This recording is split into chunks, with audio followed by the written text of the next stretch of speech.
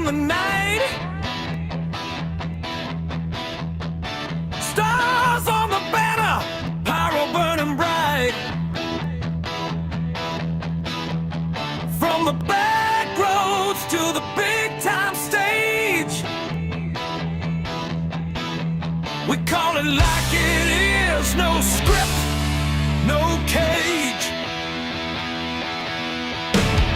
Boots hit canvas, freedom rings, steel chair sermons and title kings. From Friday nights to pay-per-view, we salute the fight.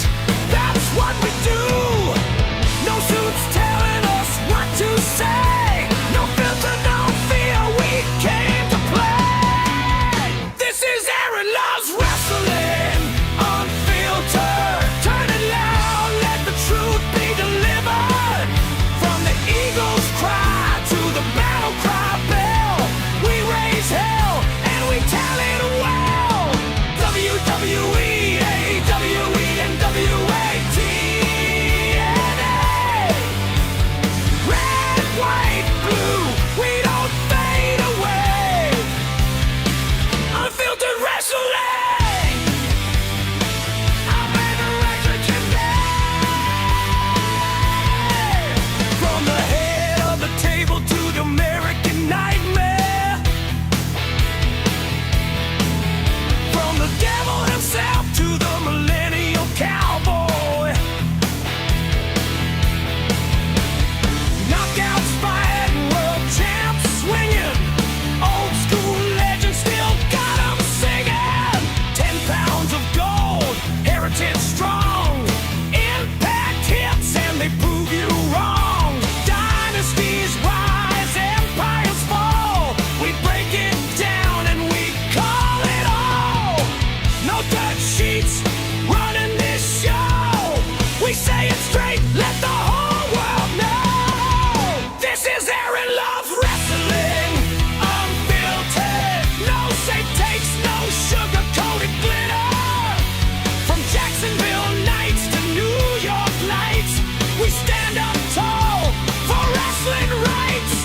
WWE, AEW, NWA, TNA. Stars and stripes, that's how we play. Unfiltered wrestling. I like to get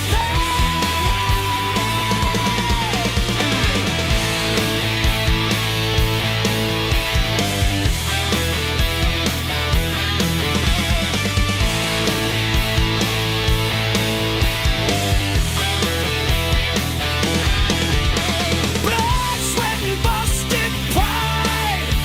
Truth hits harder when there's nowhere to hide. We ain't corporal, we ain't tame. Just microphone fury and a love for the game. Turn the amps to 11 tonight. Raise that banner, let it ignite.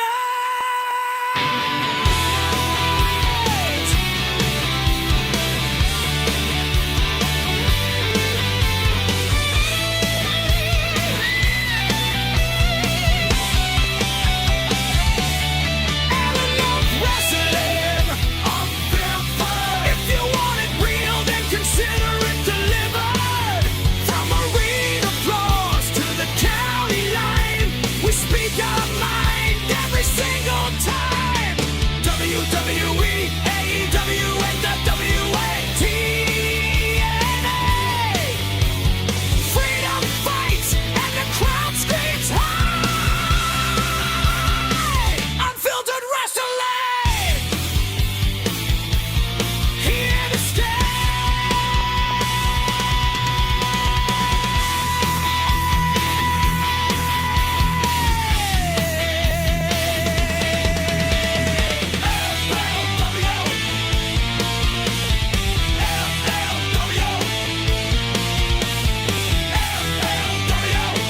This is America's wrestling podcast. Aaron Loves Wrestling Presents. Yeah!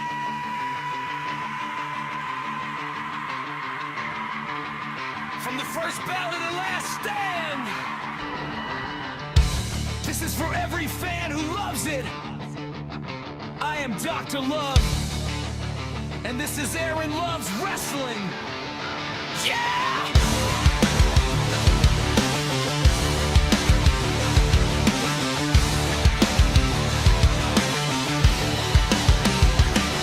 Turn the lights on, hear the crowd ignite.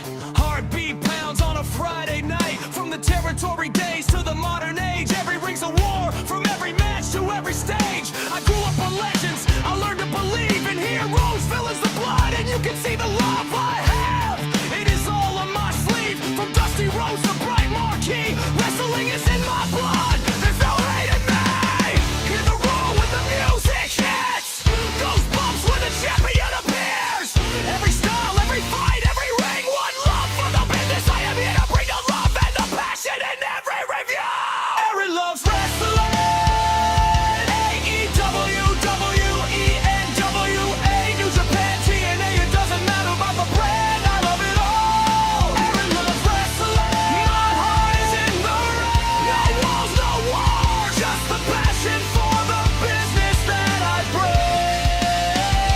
Aaron loves wrestling. One world, one fall.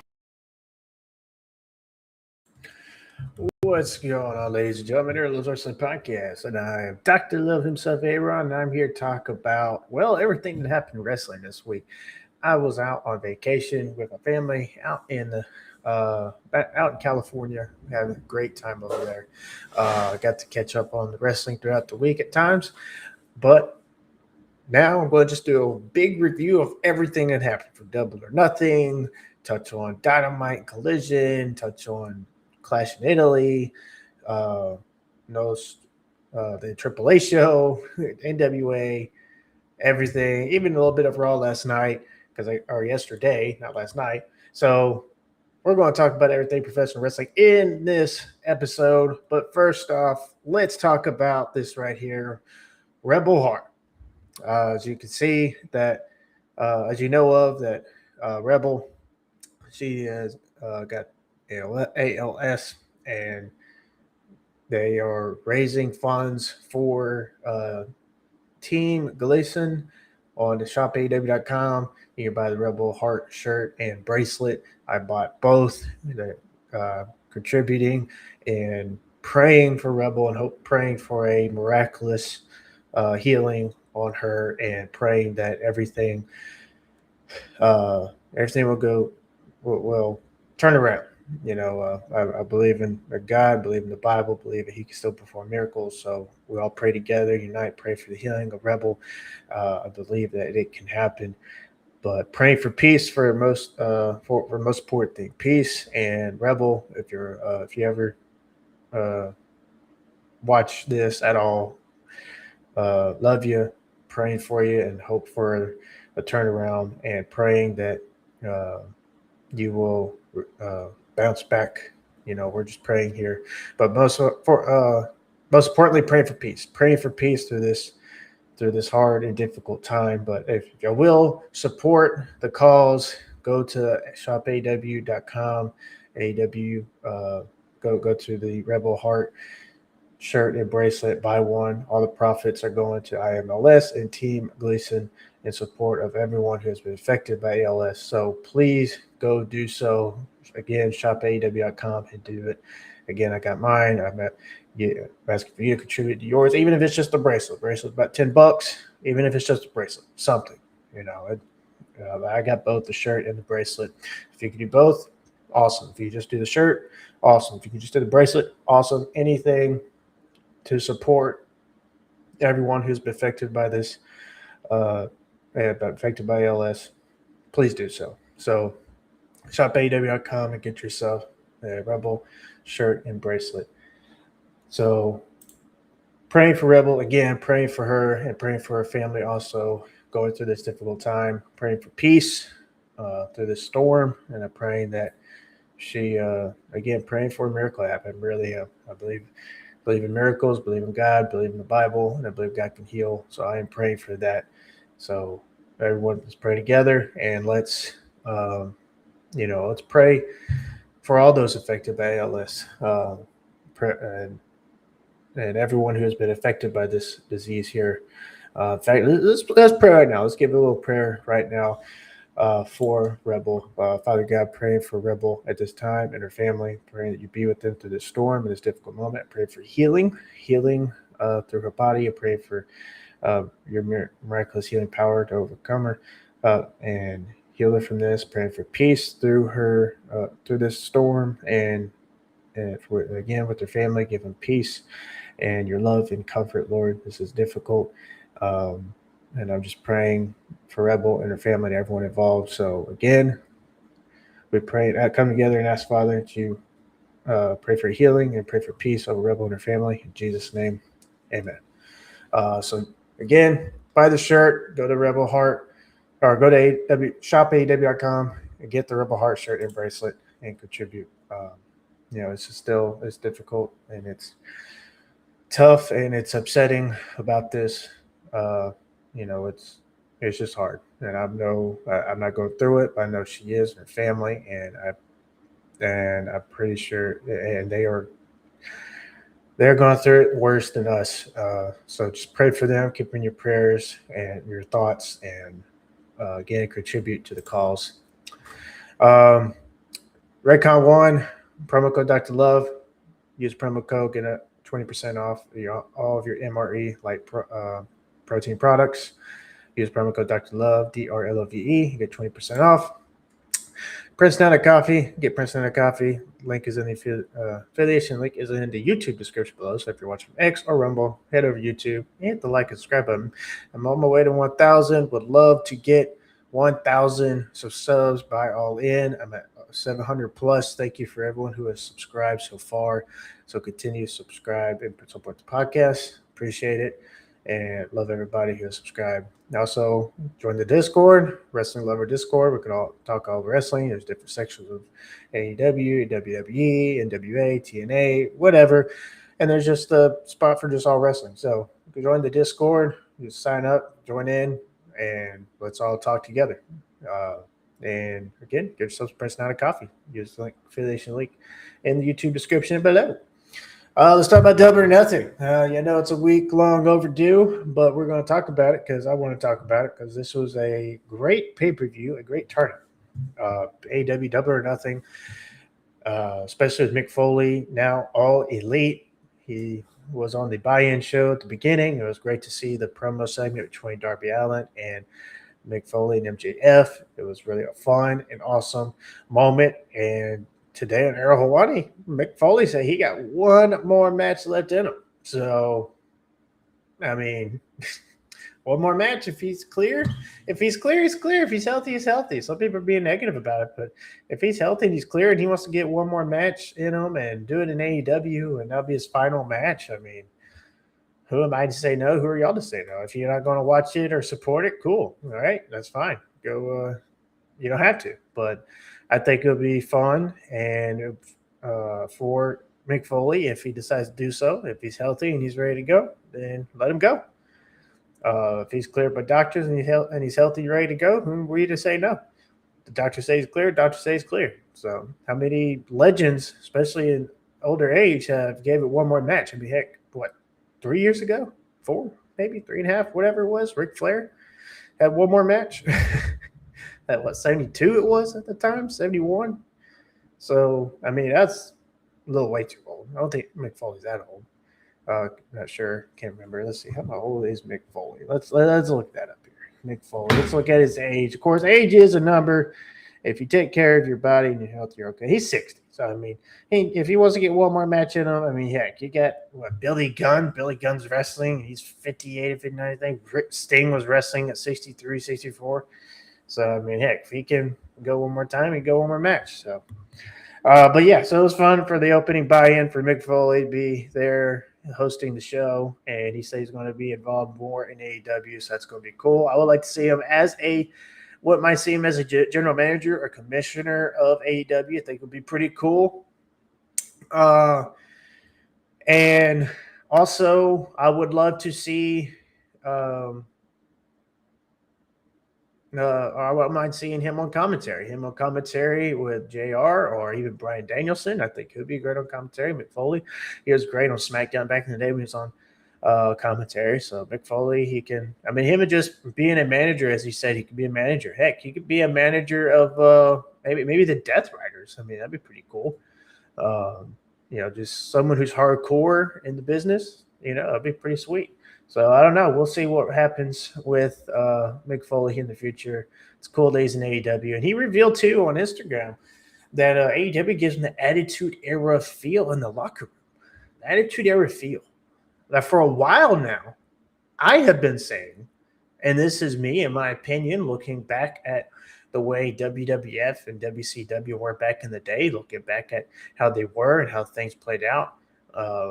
I've been saying that WWE right now has been basically WCW 2.0, despite, them having all the money that they could have to keep afloat. I mean, you have in the way their stories are going, reruns on stories, the Bloodline, NWO, the comparisons there. I mean, it's just, back and forth. Now, the Bloodline, there's people talking about that there's people talking that they're done with it. We want to see something new, something fresh. I mean, heck, go but Femi. I mean, they got a whole bunch of stars that they could push right now. But we're going with Cody and Roman again. And this is coming from one of the biggest Cody and Roman fans. All right, I've been a Roman fan since the Shield of 2012. Been a Cody fan. Was a fan off and on, but when he really broke out as American Nightmare, I became a big fan. So it's just, but you gotta take a break at some point. I mean, we all love Cena, but for the many years we got Cena and over. I mean, a lot of people got tired of that. So it's just, give us something new. I remember back in Ruthless Aggression and the Attitude Era, we got something new all the time. We got something different. Vince McMahon took risk by putting the belt on somebody. And then all of a sudden, once he went public and they want to follow the dollar, and TKO was the worst at it. And then, that's where we got. And also, I see your comments. We'll get to here in a minute. Then WWF, they were doing a lot of stuff to get to draw the attention from the wrestling fans, and AEW's doing the same. So, I mean, Mick Foley's saying there's an Attitude Era feel in the locker room. I mean, we got it with AEW. I mean, look at AEW, what they do, the hardcore matches. Even with their promos, especially MJF's promos, my goodness. It's just, there's no censorship, it's just whatever. So it's privately owned by Tony Khan. So, I mean, whatever he wants to put on there, he can put on there. Of course, on Dynamite and Collision, he's got to have some kind of leash. But when it comes to pay-per-views, it's whatever. So, but the Mick Foley saying that's pretty cool. But Double or Nothing, let's see. I got some comments here. Let's talk about the air question. Who in the heck wins Gimmick of the Year in the Observer this year in 2026? Because Tony Storm is gone for the year, but I think the only man that can win this is Danhausen. Yeah, I would say Danhausen. Danhausen, although I'm not a huge fan of it, but that's just me personally. He's funny at times. And if y'all are, have fun, buy the shirts, have fun and watch it. It's just not my cup of tea. I would agree. Gimmick of the Year. You could even argue, and if you're talking about Gimmick of the Year as far as comedy or, maybe story wrestling wise, I mean, you can even throw in the El Grande thing. El Grande Americano with OG and, Chad Gable with the Lucha mask on and Ludwig Kaiser, the Lucha mask on, as I've always said it since this thing began. You can even say that, especially the match they had at AAA and how it topped off. We're going to talk about that here later. But, I mean, come on now. Danhausen, I would say both of them are running for that for Gimmick of the Year. Match of the Year. Whew. Good question, Age Car. Thank you. And if you haven't subscribed, I would ask you to do so. But Match of the Year, it's a tough one for me between a few. I mean, we got to throw the El Grande versus El Grande match in there. To me, I would even say there's Andrade.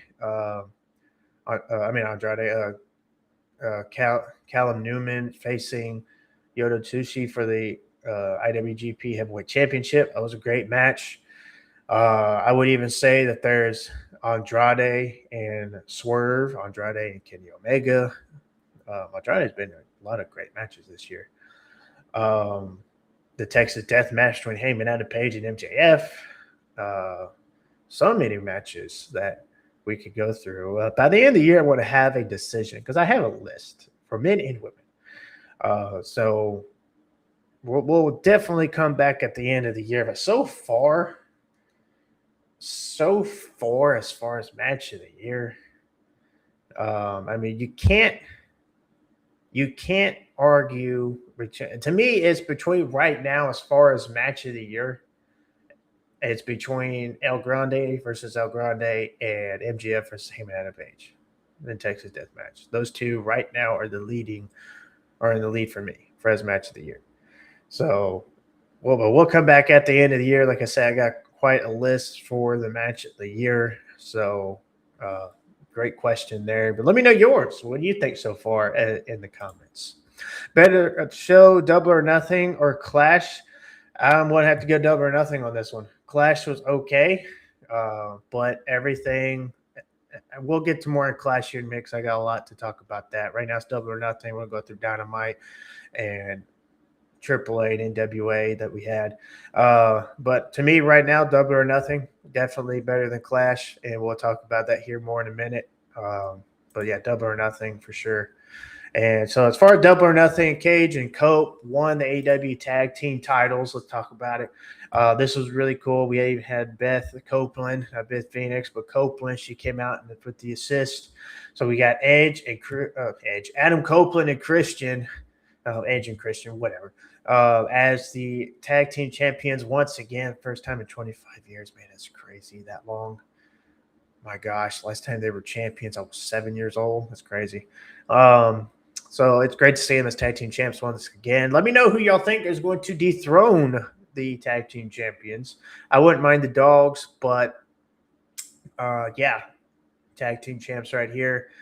Edge and Christian, Adam Cole Christian, love it. We also had Takeshita win the international championship from Kazuchika Okada, and I think this was a great move. Okada. It's hard when you have the international title belt hardly on. It's hard when you have any title belt that's not on the show. When you have the title from the show, not on the show every week, it's kind of hard, especially if it's the world title. But with the international title, it needs its prestige back, and it needs to build. And last time Takeshita was an international champion, he was a great international champion. He was defending the belt in different promotions, training the international championship as it should. That's what I think the Intercontinental Championship should be. It could be defended and,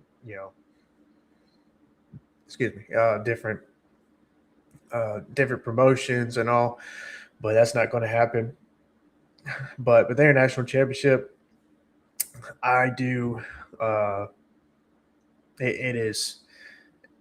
I'm glad that Takeshita won it, and then now we got Kyle Fletcher returning. He's not going after the TNT title. It looks like he's going after the International Championship, which I think also Andrade could go for the International Championship. And now that they announced Grand Slam Mexico today, I mean, we can have Andrade win the International Championship from Takeshita, or maybe. So, yeah, we had Takeshita win. Athena defeated Minish Card to advance in the Women's Own Heart Cup tournament. Jon Moxley and Kyle O'Reilly, which was my match of the night for Double or Nothing. Just hear me out. They just had a really great wrestling match, just pure wrestling in the match, and I loved it. So that's why it was my match of the night. Even Will Ospreay and we had Will Ospreay defeat Samoa Joe to advance. And I would like to point out here, look at the new ring gear by Ospreay. Ospreay has this new ring gear. He's not coming out with that coat anymore. He's coming out with this cool Assassin's Creed type hood thing, which I think is really cool. So the gear change, and we'll talk about a little bit more here in a minute, but online he shared a photo of him and Moxley that AEW captured. Starting to understand is when he said in the caption that Callum Newman, that IWGP heavyweight champion, commented on it and basically said, "Oh, you what?" So I love the back and forth with the United Empire and the Death Riders going on in this story. And for people who say AEW don't tell stories, they do. Tune in every week, even pay attention online, and you will see. So, yeah, Will Ospreay advances, and defeats Samoa Joe, which I thought was cool at one point in the match. Samoa Joe was still doing his entrance, and then Will Ospreay just said, "Screw that, we're getting this underway," and he hit Samoa Joe with the cutter, and I thought that was a cool spot right there. Swerve and Bandito had a phenomenal match as well. Swerve won and defeated Bandito to advance in the Owen Hart Cup tournament. Tekla defeated Sheeta, Hayter, and Statlander in the four-way, retained the AEW Women's World Championship. I thought that was going to happen, but I was hoping Jamie Hayter would win. Yeah, I love Jamie Hayter, so hopefully she'll win the world title. Kevin, I'll get to your comment here in just a minute. Let me run through Double or Nothing. The Stadium Stampede match was fun. It was really pretty fun. A lot of cool, fun spots in there, especially the backstage food fight that they had, which I thought was fun. And at one point, my gosh, Jack Perry ramming that golf cart with his bus. Lamar Davis was there. Of course, he moved out of the way, but I love. It was a fun match, but for me, Stadium Stampede, I thought they would have this at a football field like they did last time. That's what I thought made this unique. I thought that would be great for them to run that back, where they could film it like they did last time. Of course, that was back in the pandemic era in 2020, so obviously we didn't get this time. But it was still a fun match overall. Then we had MJF defeat Darby Allin. He is not going bald, or MJF is not going bald, sadly, even though I bought the shirt balder than you, and you know it.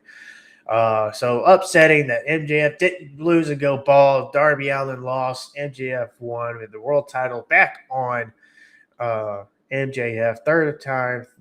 Three-time world champion by the age of 30. And there was only 8 men that could ever do that. I didn't even know that fact there, but MJF listed that fact, and it was great.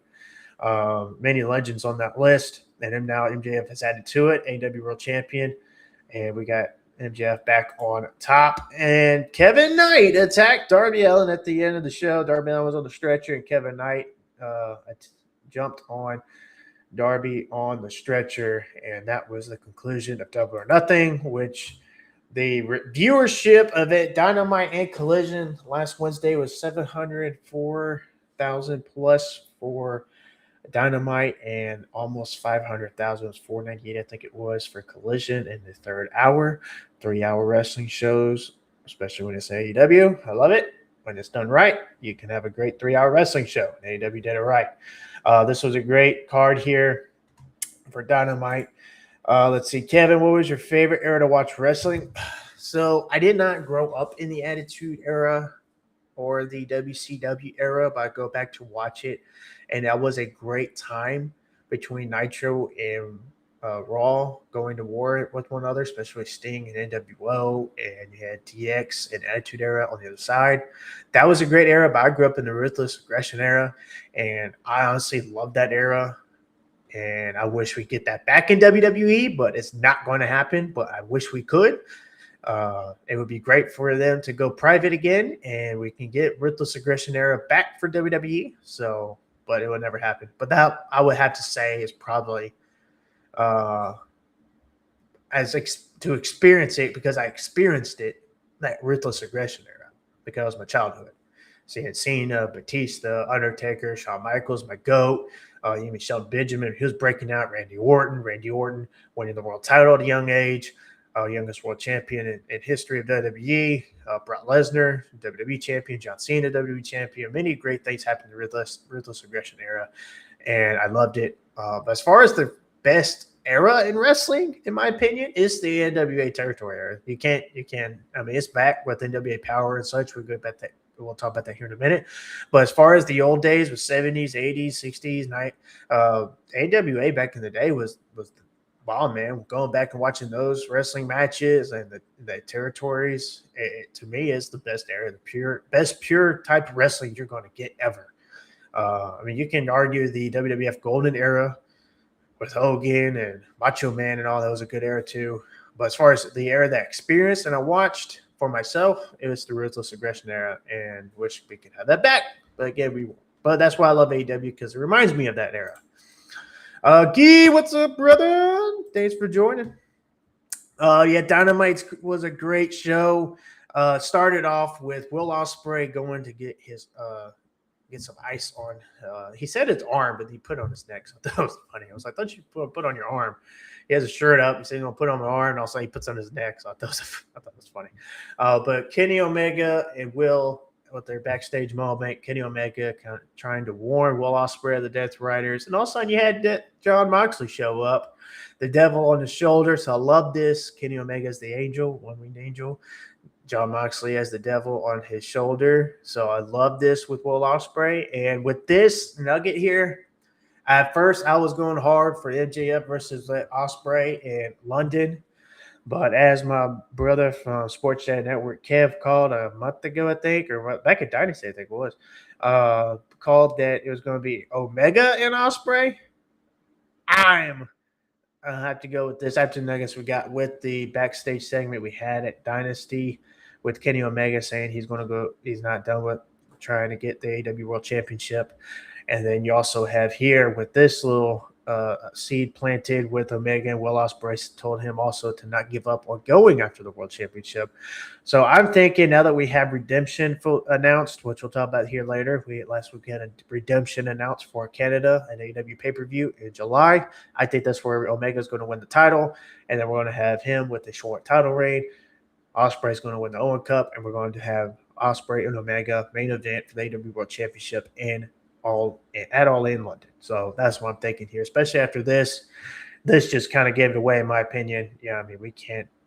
A lot of people are still saying MJF and Ospreay. Heck, I would even mind a triple threat match. Give me a triple threat match, a three-way match for the World Championship with the Devil, MJF, Will Ospreay, and the one-winged angel, the god of professional wrestling, Kenny Omega. I wouldn't even mind that. That would be a great one too. But a one-on-one match for Omega and Ospreay would be a banger.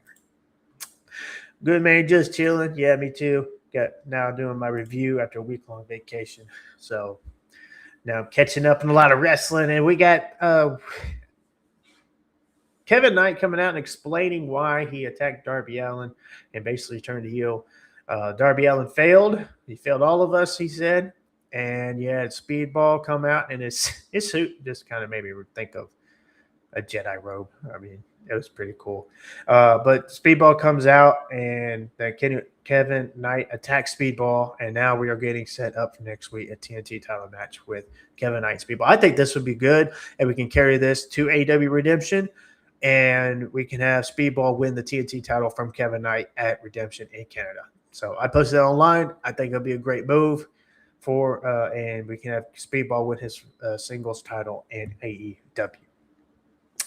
So Chris Jericho and Ricochet faced off with everyone banned from ringside. Chris Jericho defeated Ricochet, and after the match, he had Tommaso Ciampa attack Chris Jericho, which I thought was cool. So we got a new fresh feud for Chris Jericho. Roosh defeated Brian Cage, Orange Cassidy, and Leo Rush in a four-way Superstation showcase. And in that match, we had the return of Jake Doyle. That's right, he's back. It looks like him, Cage, and Doyle are going to be a team now, but I really hope Davis and Doyle, I really like them together. They really just look well together. I know Davis is on the AEW national title run, which is great. Keep it going. But I would love for Doyle and Davis to win the AEW tag team titles. But I even put so long. You got you got Doyle back, Jake Doyle. Sorry, not Jack. Jake Doyle back, Brian Cage, and then if you add Davis for the trios, my gosh, what a dangerous trios team. So that would be pretty cool in itself for them to win the trios titles. You also had the Dogs attack and ruin the 5-second pose of Christian and Copeland. We got the Dogs are now the new challengers for the AEW World Tag Team titles, which I think is great. New feud, fresh feud here.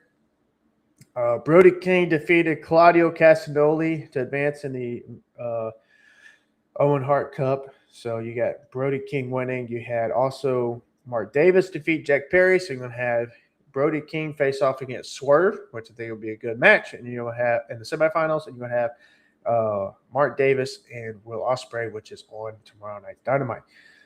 So TJ, they defeated Alley Catch and Ava in a really short tag team match. And then we got them in the 5-minute later collision on Saturday. They were in the 5-minute Divine Dominion facing them, lasting 5 minutes. So now they have a women's tag team title match set up for this Saturday on Collision.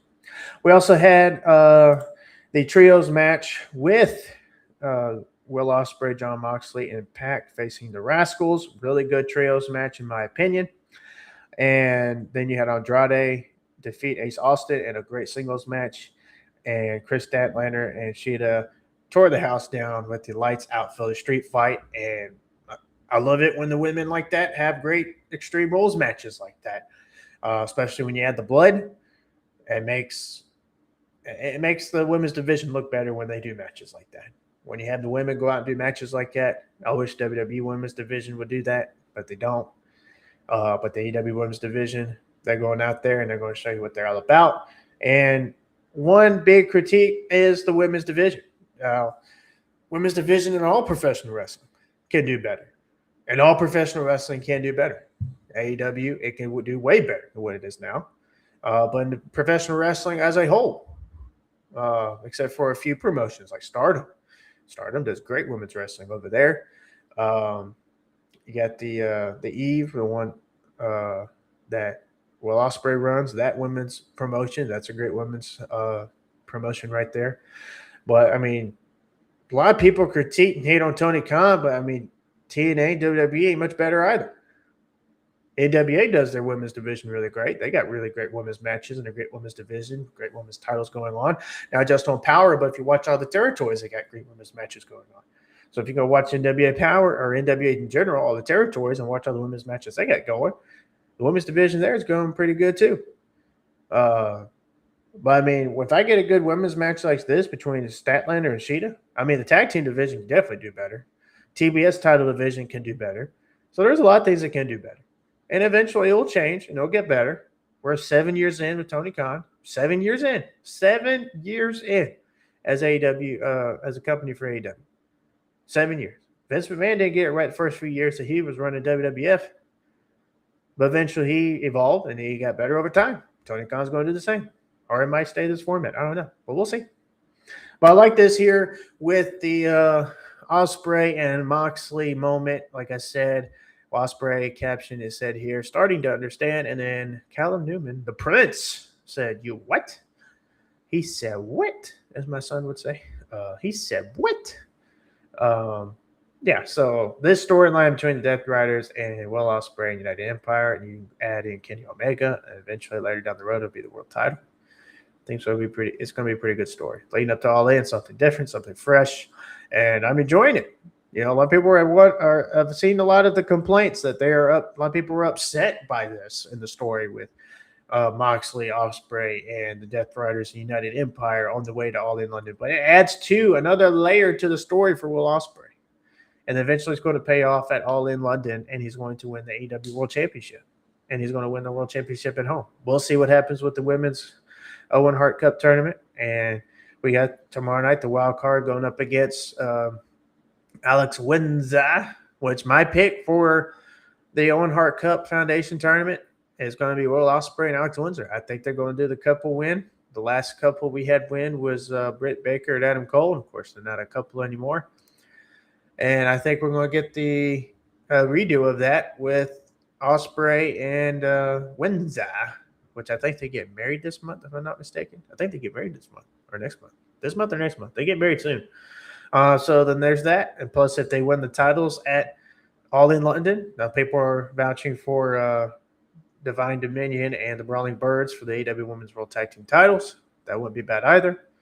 But if Alex Windsor can win the AEW Women's World Championship against Tekla in London, and then Will Ospreay does the same against Omega, that'd be pretty cool. And it's just my opinion. If you don't think it's cool, cool. Disagree. Disagree and explain why. Now, moving on from AEW on to NWA Powerrr. You had Alex Taylor.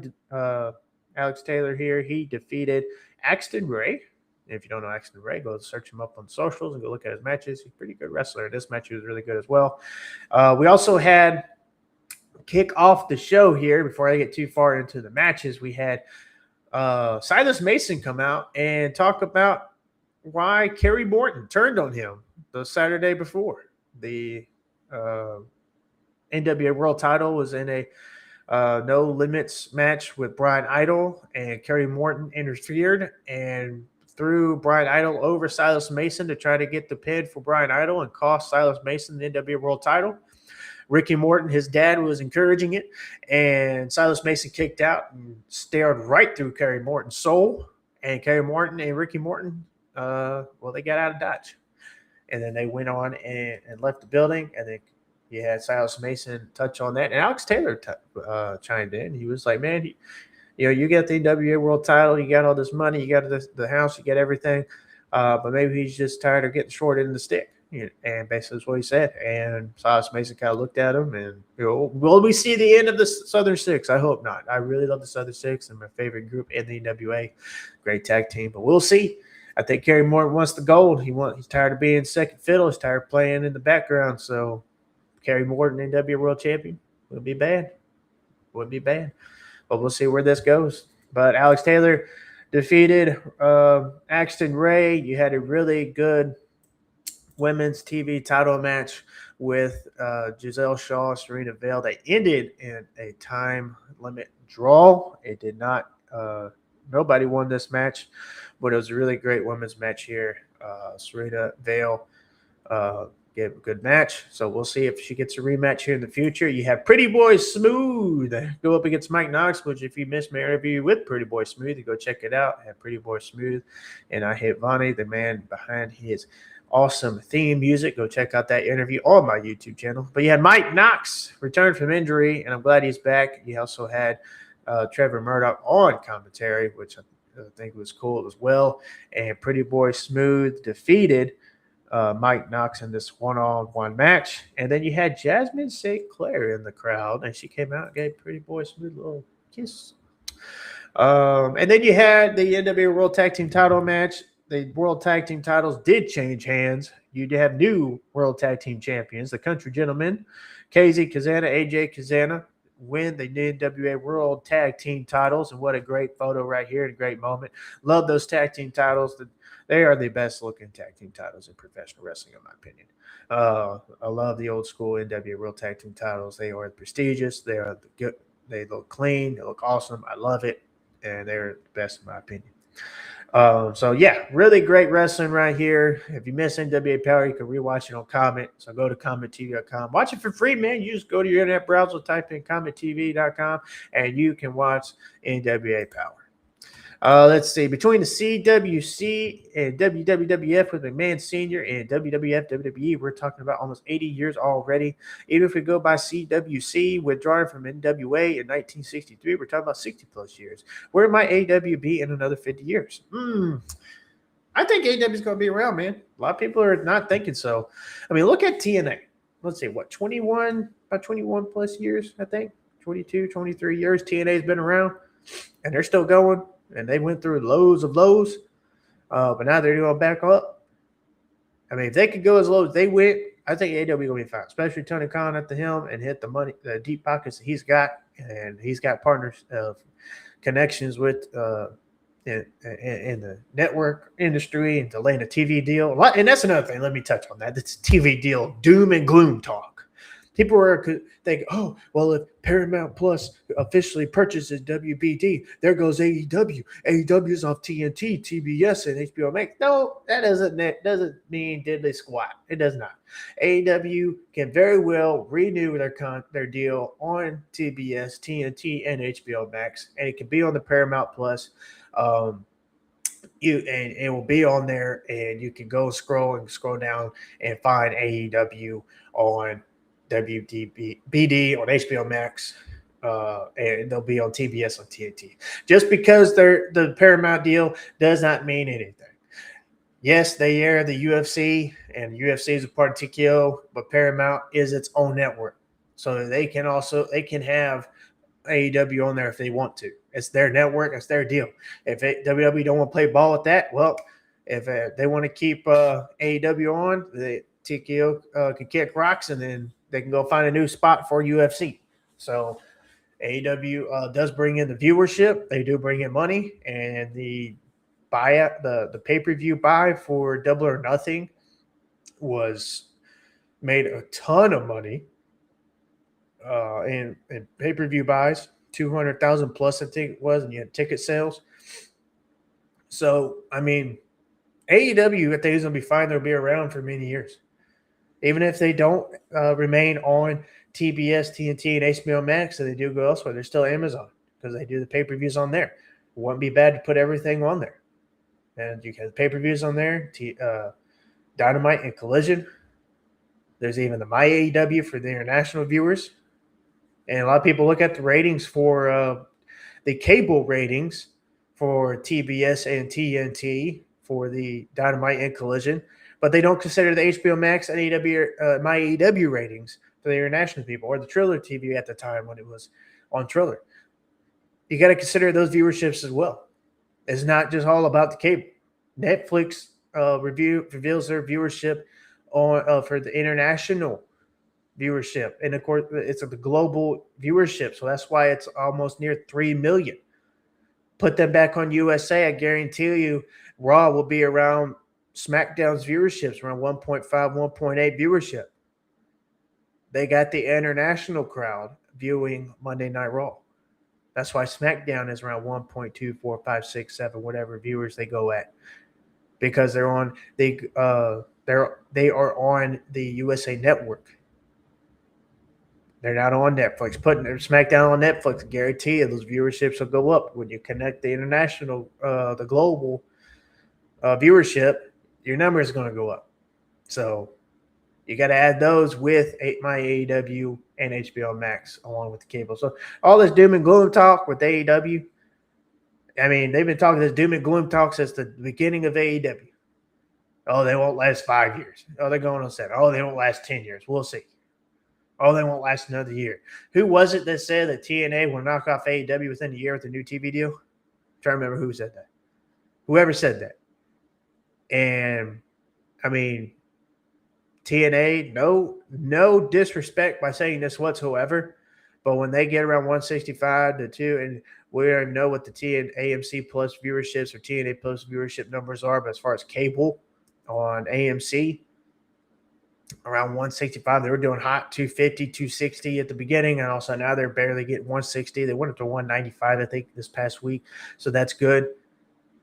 But TNA's struggling. I mean, within a year, who said that? I'm trying to remember who's. Oh, Bischoff. That's who it was. Bischoff said that. Within a year, give TNA time, they'll knock off AEW. Okay, sure. Again, no disrespect or not to TNA, but I mean, it's going to take time, especially with the who they have at creative and what he's doing with what's going on TNA. I mean, I watch TNA every Thursday, and it's good, but I'm sorry, but it's not near AEW's level. And their pay-per-views as well, the attendance is not there. Is it good? Yes. I watch TNA. It's good. They're their own type of alternative, so I watch it. And I hope, but honestly, the TNA back in the day, and even under Scott D'Amore, it was better. The creative now, it's just, I don't know. We get the same old thing. Ricky Sosa. You got Ricky Sosa you signed a few months ago. Where has he been? Hasn't even been on TV. Where's he at? New and up-and-coming star, hyping him up. And all of a sudden, where's he been? And now you're going to add the pay-per-view Slammiversary, which we'll talk about that more later because more news broke out about Sunday, June 28th. They moved their time from competing with Forbidden Door up to the 3 o'clock hour, or my time anyway.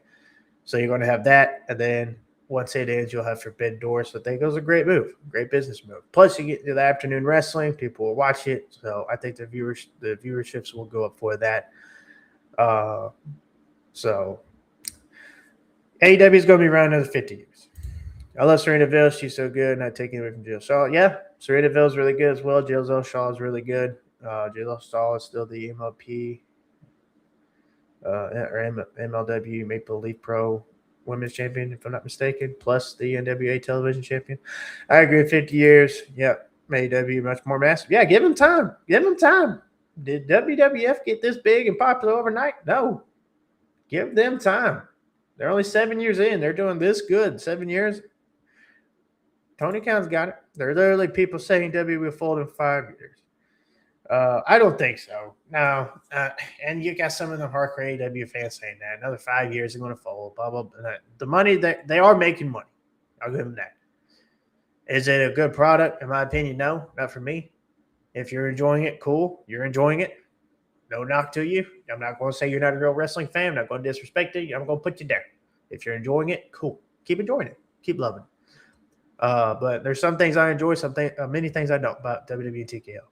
But are they going to be folding and be out of business in 5, 10, 15? No, they're not. No, the only way they will is if TKO says, screw professional wrestling, screw WWE, we're done with it. Bye, release everybody, we're done with the product, and y'all enjoy the library. That's the only way it will ever be done. But other than that, no. As long as they keep going, putting on shows and everything. Yeah, let's see. Even if I'm disappointed with the current product and check just highlights nowadays, W ain't folding. No, they're not. Neither will AEW. Nope. And Tony Khan cares about professional wrestling. That's why not only does he put on a good product, but the tickets are affordable and everything like that. And look at the pay-per-views, all right? You get $30 a month for ESPN to watch 5 on a PLE, 5 matches at that. Some of them barely lasting 10 minutes long compared to an AEW pay-per-view for $10 more on HBO Max if you get the subscription. $10 more, and then you get the AEW pay-per-view again with about 8 to 9 matches, 10 maybe, on a pay-per-view. With less ad breaks, far less ad breaks. You'll have a match going to another match, a match going to another match. WWE, you have a match, wait about 15, 20 minutes, here's your next match. A match, wait about 15, 20 minutes, here's your other match. A match in another 15, 20 minutes. How long was it between after Becky Lynch and Sol Ruco's match to Roman Reigns' main event? It was like, what, 10, 15 minutes before they got to the next match? Because they're doing their stupid commercials and ads and this and that and the other. I don't care. I don't care about your stupid ads. I don't care about your stupid. I'm not buying it. I want to watch wrestling. So if you want me to stay involved in the product and invested and interested in the product, stop with all the stupid ads all the time. People, those PLE. That's the point of a PLE. They didn't do this PLE on Peacock. Yeah, that's a network thing. Well, the thing, they need to get out of the ESPN deal, because the ESPN deal to me is, I'm not a fan of it. And at first I was going to be a fan of Netflix, but Netflix is just as bad. So, but yeah, that's my complaint on that. MLW Fusion. Let's talk about that. MLW Fusion was really awesome this past weekend. You had the press conference with Killer Cross, the MLW World Champion, had an open contract, which Matt Riddle signed. So not this Saturday, but next Saturday, you're going to have the MLW World Championship match between Killer Cross and Matt Riddle. Killer Cross is the ace of MLW, and the face of MLW. I love that Killer Cross left WWE and he's doing his thing in Major League Wrestling and all the other wrestling promotions that he is. He has 4 championships. He has the MLW World Championship, the Ace World Championship, not mistaken, that Australian promotion, the Australian Promotion Championship. I mean, he's got many titles around his waist, and I love it. I'm loving this for Killer Cross. He was getting held back in WWE. WWE missed WWE's passed up on a lot of great talent, and they're doing the same with LA Knight. So I wouldn't even be surprised LA Knight and one of them, and when his contract's up, if he's not getting pushed and he might stay for the money, and that's if he does, it's fine. Well, that's his decision. Respect it. Cool. But LA Knight, yeah, yeah. He's their next. He should be their next world champion or WWE champion on SmackDown at least. But yeah, you had Shotzi Blackheart defeated Priscilla Kelly in a really great match. Austin Aries and Trevor Lee was an amazing match. Their one-on-one match was awesome. Loved their match. Austin Aries defeated Trevor Lee. And then he called out the Blue Panther for his title after the match. Yes, I agree. I'm just about to say it. Trevor, you took the words right out of my mouth. Yep, Trevor Lee and Austin Aries stole the show. They had a great wrestling match.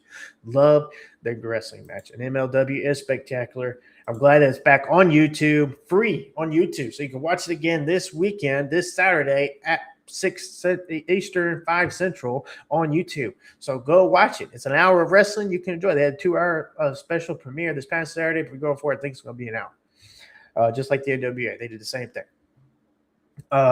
Then you had Diego Hill defeated Adam Brooks in an awesome one-on-one match as well. Scarlett Bordeaux, I love that Scarlett's wrestling now. She wasn't in WWE, but now she is, and she defeated Leah James in a good one-on-one match. Zamaya's debut, and she defeated Carolina Cruz. Yeah, the Good Brothers defeat the Coffee Brothers, Joe and Mark Coffee, and a great tag team match. I love that the Mark Coffee Brothers are getting their time to shine on MLW. And then you had the main event, Alex Hammerstone defeat Bishop Dyer, a.k.a.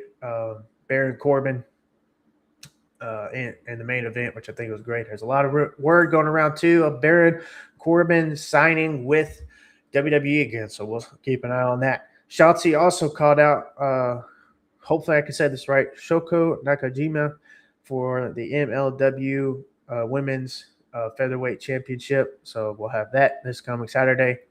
So there will be that coming on MLW. So tune in to MLW, Major League Wrestling. I'll be doing my single MLW reviews each and every week. Again, just throwing in all my reviews this week in this one episode. And yeah, so and another thing, yes, about WWE, they're 12-minute long entrance. That's right, into the ads. Yes, it just drags it out. You have the ads on top of the long entrances. I mean, in the past, we would always make fun of Undertaker's entrance. Oh, it's so long. It's about 6, 7, 8 minutes long. He walks so slow, the ring, blah, blah. But his was aura, the aura around Undertaker's entrance, the dong, lights going out, this and that. So it was cool. Everybody else's entrance wasn't that long. I mean, heck, John Cena's, he'd be running to the ring, boom, his entrance would be done about a minute and a half, maybe 2 minutes. But it's like almost everybody's entrance is now about at least 5 minutes long. They got to play out their entrances. And then the matches will be just as long as the entrances, or the entrance will be longer than the matches. I mean, look at Liv Morgan's and Stephanie Valkyra's match, like 6 minutes, but their entrances, my gosh, took over about 12 minutes. The entrances are longer than the matches. And that's why it's just getting old, man. For me. If you're enjoying it, cool. You're cool. That's the thing. WWE's focused too much on entertainment, less on wrestling.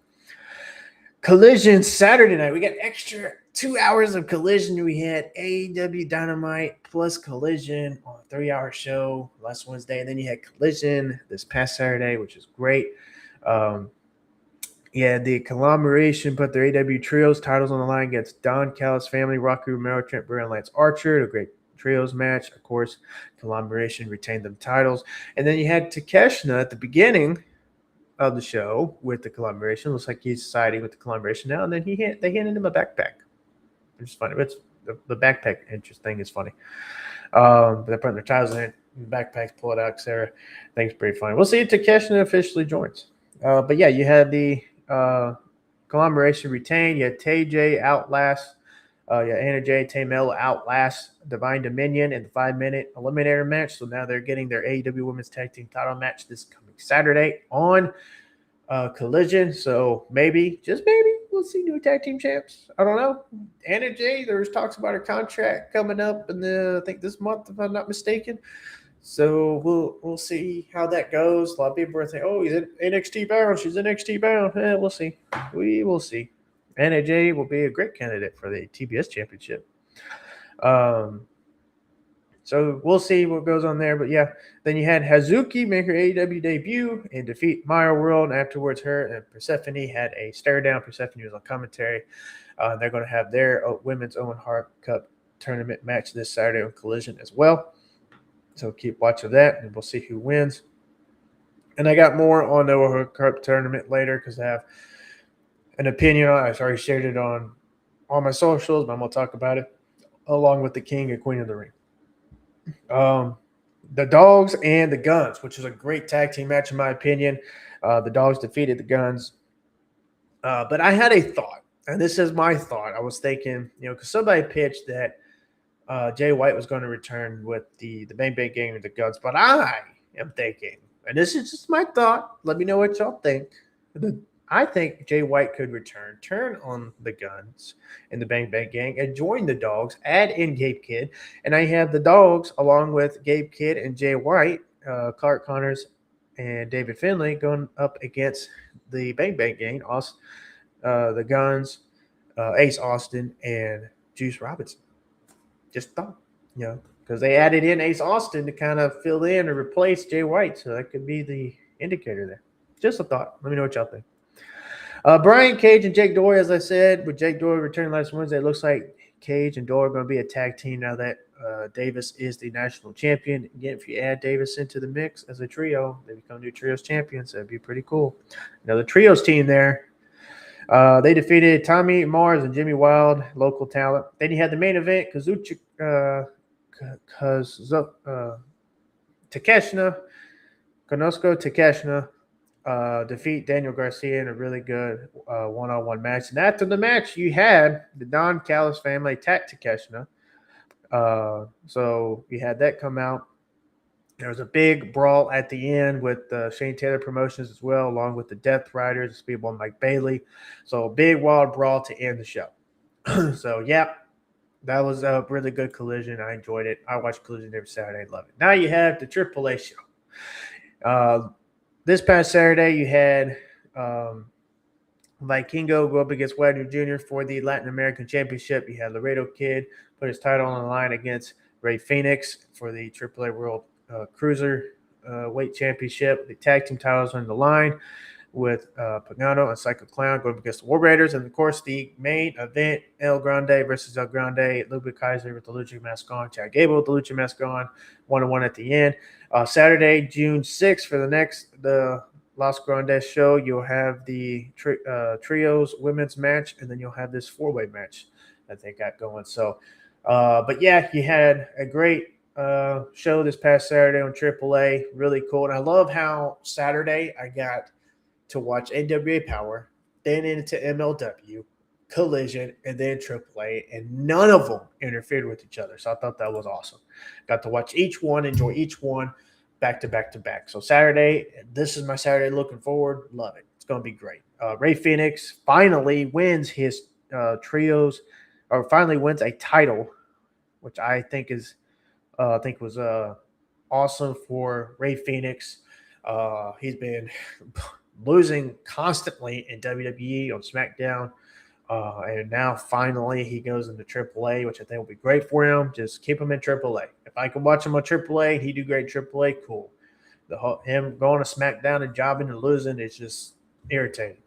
So keep him on here, and I'm glad that he won the AAA World Cruiserweight Championship.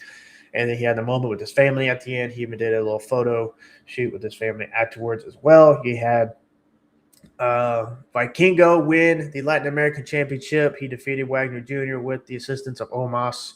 Yes, Omos still in WWE. He's in AAA, and he's assisting Vikingo.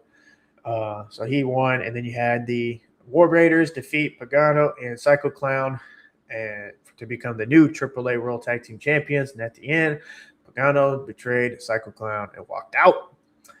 So now we'll see that feud going forward, I think. And I think it'll be cool. And then, of course, the main event, which many are saying the match of the year caliber, which it's up there to me. Definitely top 5. So I enjoyed it. I thought it was a really cool match. So I enjoyed this match here at the end. Loved it. Thought it was cool. So, yeah, I'm a big fan of it. El Grande Americano and LG Americana or Grande put on a really good one-on-one wrestling match. So, again, at the end, I loved it. I'm for it. Really great. And they went nearly an hour. It was like, I think, can't remember, it felt like it anyway. They had a really great one-on-one match. So, I loved it. I'm for it. Chad Gable finally, hopefully getting his push after doing this OG El Grande thing for over a year. So I would love for this to, take place and we get Chad Gable push on the main roster. And I'm for El Grande Americano, Ludwig Kaiser with the Lucha mask on, becoming the new AAA Mega Champion. So we'll see about that. So real quick, ladies and gentlemen, I'm going to step away for a minute. So enjoy. enjoy the music. I want to step away from it and check on something. So, yeah.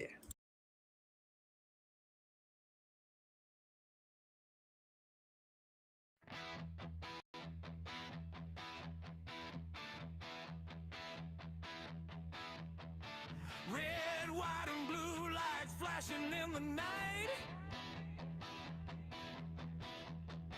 Stars on the banner, pyro burning bright. From the back roads to the big time stage, we call it like it is. No script, no cage. Boots hit canvas, freedom rings, steel chair sermons and title kings. From Friday nights to pay-per-view, we salute the fight. That's what we do. No suits telling us what to say. No filter, no fear, we came to play. This is Aaron Love's Wrestling, Unfiltered. Turn it loud, let the truth be delivered. From the eagle's cry to the battle cry bell, we raise hell and we tell it well. WWE, AEW. All right. I heard my doorbell ring. Check on it. Nobody there. Somebody playing Ding Dong Ditch with me. Oh, well. Anyway, so Clash in Italy. Let's get back into this. WWE Clash in Italy was a really cool show. Clash in Italy. It was okay. It was good. The match that stole the night for me, honestly, was Jade Cargill and Rhea Ripley. They had a really great one-on-one women's match. I would even argue Rook and Becky Lynch was also a good match. Cody Rhodes and Gunther. It should have went longer. You got two of the best professional wrestlers in WWE with Cody Rhodes and Gunther, and you only gave them 10, 11 minutes, 12 minutes long. That is a crime. That is ridiculous. You only give them that much, plus the horrible finish at the end, and you're going to mean to tell me you want me invested in this? And this is why Cody Rhodes and his title reign is getting a bad rap, because of these feuds he's in, the matches he's in. And honestly, he can take an L. Have him take an L, lose the title, go away from the title for a while. I'm a big Cody Rhodes fan. I love Cody Rhodes. I've been a big fan of his, again, like I've said at the beginning of the show, since more a hardcore fan, 2016, when he broke away and became the American Nightmare. But him being constantly pushed like this and winning these matches, a lot of people are getting tired of it. A lot of people are getting old of it. Have Gunther win the match. And now that Finn Balor is going to SmackDown, as announced on Raw last night, we can have Gunther and Finn Balor feud for the title. Have Cody Rhodes step away from it. I would love for Sami Zayn to cost Cody the title, and we have Gunther win the title. Sami Zayn and Cody go in a feud, and he can be in a feud without the title. And we can have Gunther with the WWE Championship, and he can go for a run, and he can win the title or be the champion, and he can feud with Finn Balor. And heck, Ilya Dragunov. You have Ilya Dragunov on SmackDown. Get him out of the freaking United States title division and put him in the WWE Championship division because he deserves it. And he's great. And he's a great wrestler. And he's been great on the mic. And you can have him feud with Gunther. Gunther and Ilya had great matches when they're feuding over the NXT UK Championship. Have them run it back and do it on the main roster on SmackDown. This is the issue that we have with WWE and a lot of us fans. We get the same old thing. You know, you have the bloodline, hardcore bloodline Roman Reigns fans just going all over this bloodline Roman Reigns deal again. We're going through them reigning over WWE again. We've already seen before. It was great at that time. But just like the NWO with the WCW back in the day, and you just run it back and run it back and run it back, fans get tired of it. And NWA didn't last that long. It was roughly a year. This is going on about 6 years now. 5 years, 6 years. And we're getting the bloodline and Roman Reigns, and you got Cody Rhodes. Give us new faces. We got Oba Femi, one of the hottest up-and-coming wrestlers right now in WWE. And he's feuded with Brock Lesnar. Honestly, how I would have done it is had Brock Lesnar take another L, he even challenge Obafemi one more time, frustrated that he lost again, put his career on the line. Obafemi win again, 3-0. Brock's like, that's it. I found the next big thing. He literally is it. He beat me 3-0. I'm done. I'm out. Deuces. That would have been the better way to do it. At first, I thought this match was going to end in about 2 minutes because Brock Lesnar hit like 5 freaking F5s on Obafemi. I was like, there's no way they're going to do it this quick. If they're going to squash Oba like this, I'm done. I'm serious. I'm done. WWE, bye. Thankfully, it didn't happen. They had a longer match. But my goodness, we have Obafemi and Lesnar 2. And then the promo he cut last night after he won the King of the Ring tournament match, which I thought was good, really good, because him came out hot. Everybody started going after Obafemi. He just knocking him out left and right. And for some reason, he still had to finish his entrance. How about you just cut it there and we just get the brawl going? That's another thing with WWE, their entrances. They gotta finish it. But Obafemi said that it's 1-1. I'll see you down the line. Really? Oh. And then Oba's going to win. He's going to retire Brock. It's predictable. We're going to see it. They're having another 5-10 minute match. Oba's going to win. How I would do it, if this is definitely going to be Brock's last match, last man standing. 1-1, last man standing. Had these two behemoths, these two bulls go at it 1-on-1. Last man standing. Had this match go nearly 20-30 minutes long. Heck, go even a little bit over and send Brock Lesnar out on the high note, losing to Oba like this in the last man standing match. And Oba defeats officially conquers the beast, retires him, we're done. That's that. Since they're 1-1, but I honestly would have had it gone 3-0 Obafemi. That's how I would have had it. But again, we got to have 1-1 supposedly, and you had Lesnar win, defeat Oba. Rhea Ripley and Jade Cargill, like I said, had the better match of the night, and Rhea Ripley and Jade Cargill really had a really a good one-on-one match, and Rhea Ripley won with the help of Charlotte Flair at the end. Charlotte Flair holding up Rhea Ripley, walking out. We'll see how long that lasts. Charlotte Flair is in the Queen of the Ring tournament, so we'll see if she's a possible winner and goes on and wins the and challenges maybe for the world title. Charlotte Flair back on top, maybe. I don't know. Becky Lynch and Sol Ruca. Becky Lynch lost the Women's Intercontinental title, rightfully so, to Sol Ruca, which had some Jessica Carr. Jessica Carr in there, and I think we're going to get Becky Lynch and Jessica Carr match. I think so. Because if I'm not mistaken, I think Jessica Carr is training to wrestle. I'm not sure, but it'll be cool to see that become a one-on-one match in the future. But Sol Ruca won, rightfully so. She's the new Women's Intercontinental Champion, and and we'll see how we go from here. She said she's going to be a finding champion last night on Raw. Maybe more open challenges. We'll see. You have the United States Open Challenge. You got the Women's United States title. I have no clue what they're doing with that. I mean, come on now. And then you had Roman Reigns, as we all knew and predicted, it was all going to happen. Roman Reigns win and defeat Jacob Fatu. Jacob Fatu is back in, falling in line. Acknowledged Roman Reigns last night at the beginning of Raw. That's how we kicked off Raw. Roman Reigns and Jacob Fatu bowing the knee to Roman. Not sure how I feel about that one. But yeah, bowing the knee to Roman, and you have Jacob Fatu acknowledge Roman Reigns, falling in line, bloodline on top, and Roman Reigns, your world champion, holding everybody back again as he did the last time. And you got Roman Reigns and the bloodline on top again. And we'll see how long this lasts. Pretty much, hopefully it will be done by SummerSlam. But there are a lot of people speculating this is going to go into WrestleMania 43. And if this goes on to WrestleMania 43 and you have the match with The Rock and Roman at 43 in Saudi, yeah, I'm out. I'm good. Not going to watch that. I was hyped for Rock and Roman back in WrestleMania 39. I was really hyped for it. I wouldn't even mind it at WrestleMania 40. But now it is long overdue. I've been waiting for this match for who knows. We've been waiting for this match for a long time. To me, it's done. It's over with. I'm I'm not for it. I'm not here for it anymore. We could have done it last year's WrestleMania. And it's going to take away main event spot. They're going to be the main event. It's going to be main event night 1 or night 2. Probably night 2 if I put money on it. If we get Rock versus Roman and Saudi, yeah, it'll be main event night 2. And if it's for one of the titles, okay, yeah.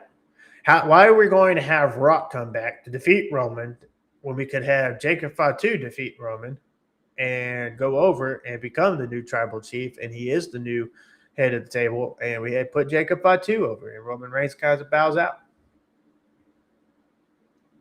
Why couldn't we have that? Oh, no, we can't have that. We can't do that to Roman.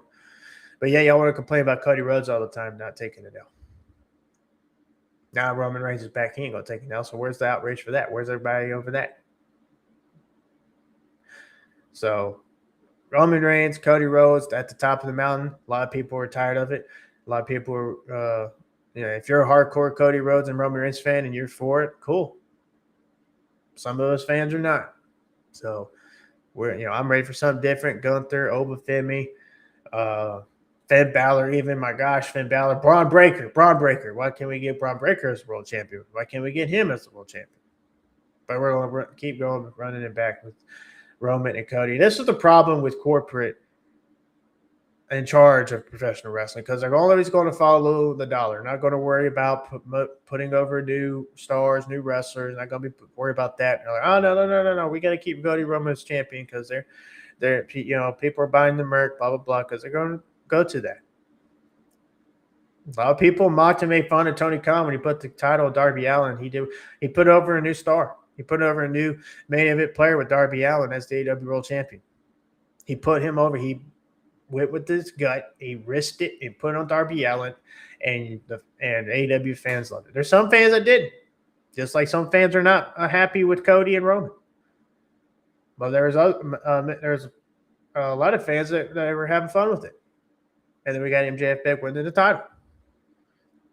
So that's just my opinion. Let's go. Doug, thank you for in the comments, man. It's WWE writing. They don't usually get nonsense of stories anymore because they are just about creating moments to make money rather than actually tell complete stories, even though that's where moments come from. Yeah, they're worried about moments and less on wrestling. That's all they're worried about. Moments. Moment. What a great moment. Okay, cool. How are you going to follow from that? We don't know. Okay. I'm okay with Brock winning, especially as Oba still looks strong. A rubber match still makes more sense to me. I think Gunther should still retire Brock if that's the route he's choosing. He's going to retire Brock. It's going to happen. Rubber match wouldn't be bad, but I would love a last man standing match. These two going at it one-on-one, and last man standing match. I think that'd be cool.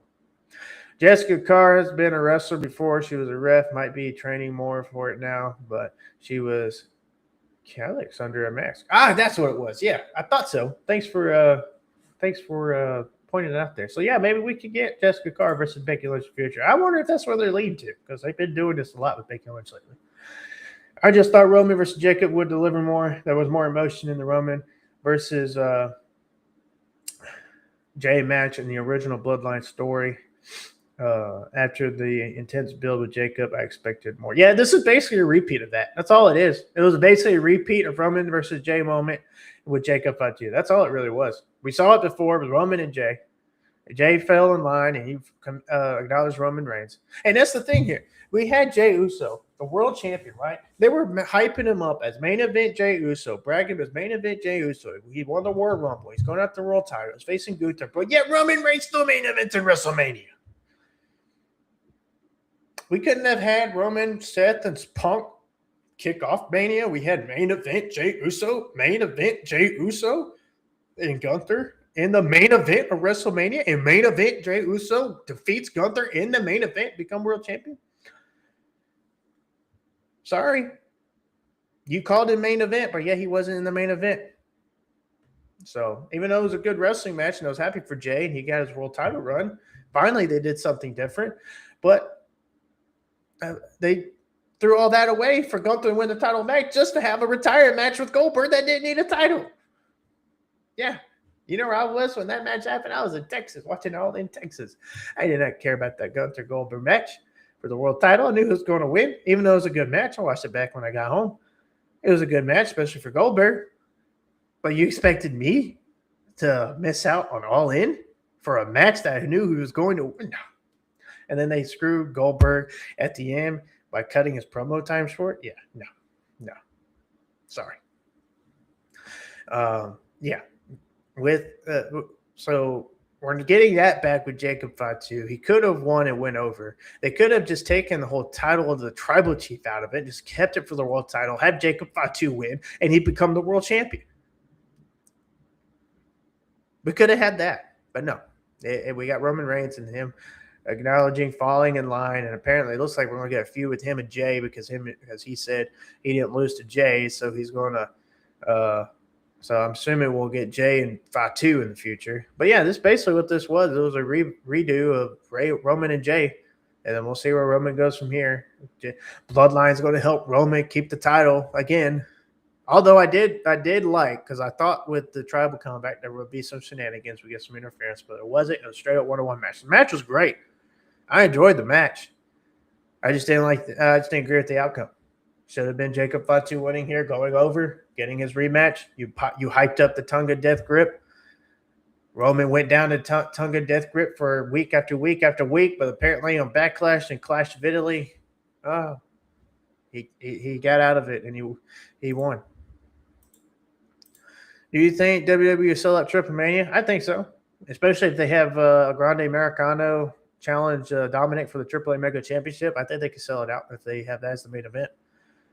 People love Grande Americano, Ludwig Kaiser with the Lucha mask on. Even though I'm not a fan of it, like Ludwig Kaiser to do his own thing and be on the main roster and become, another big star in the company. But I mean, he is starting to come with this Grande Americano thing. But it was just kind of pretty much it was just an accident. It happened. Because you had Chad Gable run with this thing. He got injured. They replaced him with Ludwig, and then they ran with the OG versus the new one, and then it just played out like it did. So an accident, and it turned into something that was great. Aaron, do you think Noche de los Grandes should have a longer match card? A longer match? I mean, the main event was a long match. What do you mean? I mean, the matches were awesome. The matches for AAA Saturday, they were great. They flowed. The whole show flowed great, and it was match after match after match. A little less breaks. I mean, we had the at the end there. You had the promo video and then the entrances with both the Grandes. But other than that, AAA to me, it was great. And adding the match and everything that happened with it, it was a really great match. Although my favorite match of the night, was Rey Fenix Laredo Kid because of the wrestling match. It was a really great wrestling match. But that one right there was another good one. It was great. He had some great spots, but didn't deliver on the built-in. Yeah. Are you talking about we kind of flipped here. Are you talking about, Doug, the El Grande match? Is that what you're talking about? Or the Roman and Jacob match? So, yeah. I mean, I'm okay with Roman winning, but I needed more intensity for the story. Maybe we could have got some more intensity. But what kind of intensity are you talking, Doug? So yeah, that's my Clash of Italy review. They revealed after the event. You had the King and Queen of the Ring tournaments. Which we already had a winner already. Obafemi, he's in the semifinals. As you can see, he defeated Hayes, Penta, and Sokoa, which I honestly thought Sokoa might win this. But yeah, you had those four. We'll get, I think they said next week. Yeah, next week we're getting Rollins, Evans, Tonga, and Saints. I don't even know why Tunga's in this. He's not winning. But Saints, Evans, and Rollins in this match? Oh, yeah, that's going to be a good match. That's going to be a good one. Then I'd imagine the week after, all these matches I'm pretty sure are going to be on Raw. We might have one or two on SmackDown. But yeah, you have next week Rollins, Evans, Tonga, and Saints going at it, and the next to see who moves on that. Mysterio, Breaker, and Williams and Priest. That would be a really good four-way match there. I'm thinking honestly, Breaker's going to win. We're going to get Breaker and Femi in the semifinals. That'd be great. But Mysterio, he had a promo, and he he said, Boba Fett should be scared of me, the king of the luchadors. And I was like, and then JD McDonough's face in the background was like, you did not just say that. And I'm just like, no, stop. Stop while you're here, bro. Stop. We love you. We can't have Opa destroy you. So stop while you're here. Stop running your mouth. So I thought that was funny.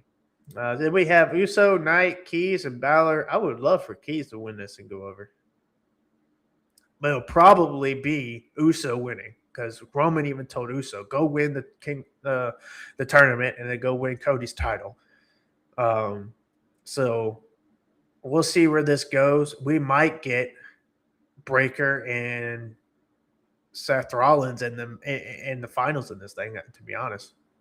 That's what I'm thinking. Although I think Open Finish should win the whole thing. It might be, heck, I wouldn't mind Royce Keys and Oba Femi in the finals of this thing. This was cool. That would be cool. Who I'm thinking is going to win this, I think it's going to be Seth Rollins, honestly. I think it is. Seth Rollins is going to win the whole thing. He's going to win it and then challenge Roman for the title. And we'll get Rollins and Roman at SummerSlam instead of Femi, because Femi is going to be in a match with Lesnar, which it should be Femi, challenging Roman for the title. But it's not. It's going to be Seth Rollins, and he's going to face Roman. And more likely Roman's going to win, and he's going to retain the title. And he says it's going to be full-time for summer only. So after that, he'd be going to a part-time champion. I mean, it would be great to see. I wouldn't mind seeing Breaker win this thing. But who do y'all got winning the King of the Ring tournament? Let me know your thoughts. Who you got winning? Who you got being in the finals, and who's going to win this thing? Do you think AAA should give us a post show of what's Grandis and your podcast is awesome? They can. It'd be fun. I wouldn't mind it. Maybe they will, especially for Triple Mania. And appreciate it. I try. Thank you. And yeah, Grande was awesome. So you're talking about the Roman and the, as far as delivering, you're talking about the Roman match. Yeah, that's the intensity. Yeah, Queen of the Ring tournament. Please, someone tell me why the Women's World Champion Liv Morgan is in this tournament. I was listening to my role with Jeff Jarrett this morning, and Conrad was he was saying that we call that in the South the effing cluster or something or whatever he said. And yeah, you explained to somebody on the front porch that the tournament to challenge the champion, but the champion is in the tournament. What the if? That's what he said. So, and Jeff Jarrett said it was a cluster. So you can't have Liv Morgan in a feud with somebody. I mean, you have women on the roster for her to feud with. You can have her feud with somebody on the roster, for crying out loud. But you're going to have her in a Queen of the Ring tournament to see who challenges for the World Championship. And even Morgan, there's some people are trying to keep this positive and trying to keep a good light on it. And, Morgan could be double champ, etc. No. Okay, so let's throw Cody or Roman in this freaking King of the Ring tournament then. If we're going to let's throw one of them in there then. If we're going to do that. Let's throw Cody or Roman in the King of the Ring then. If we're going to do Liv Morgan. Might as well throw one of the champions in the mid side too. Oh, no, we won't.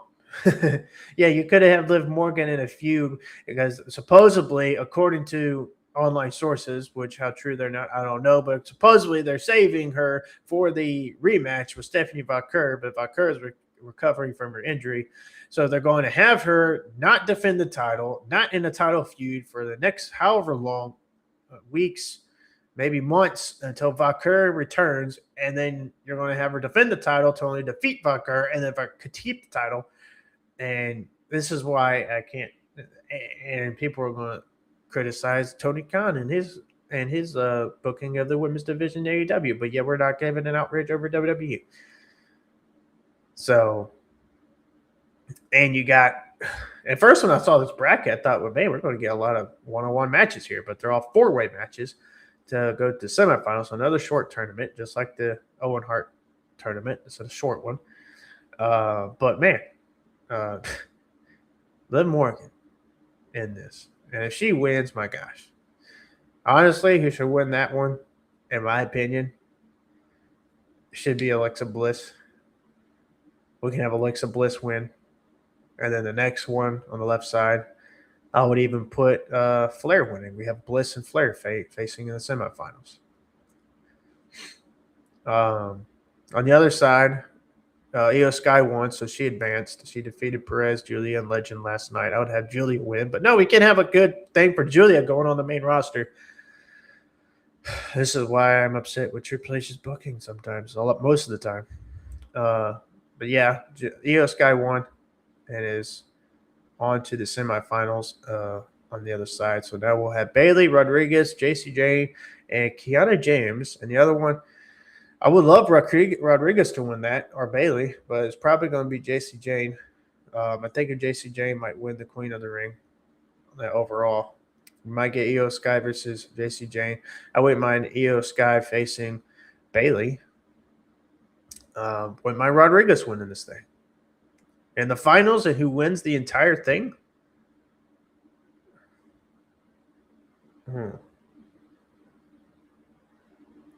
I would say I would like it to be Rodriguez, and then she could challenge Liv Morgan for that Women's World Championship. And then we get some because we got some Judgment Day, Judgment Day division going on already. So might as well have Rodriguez win this whole thing and challenge Liv Morgan for the Women's World Championship. I would love that. It's probably not going to happen.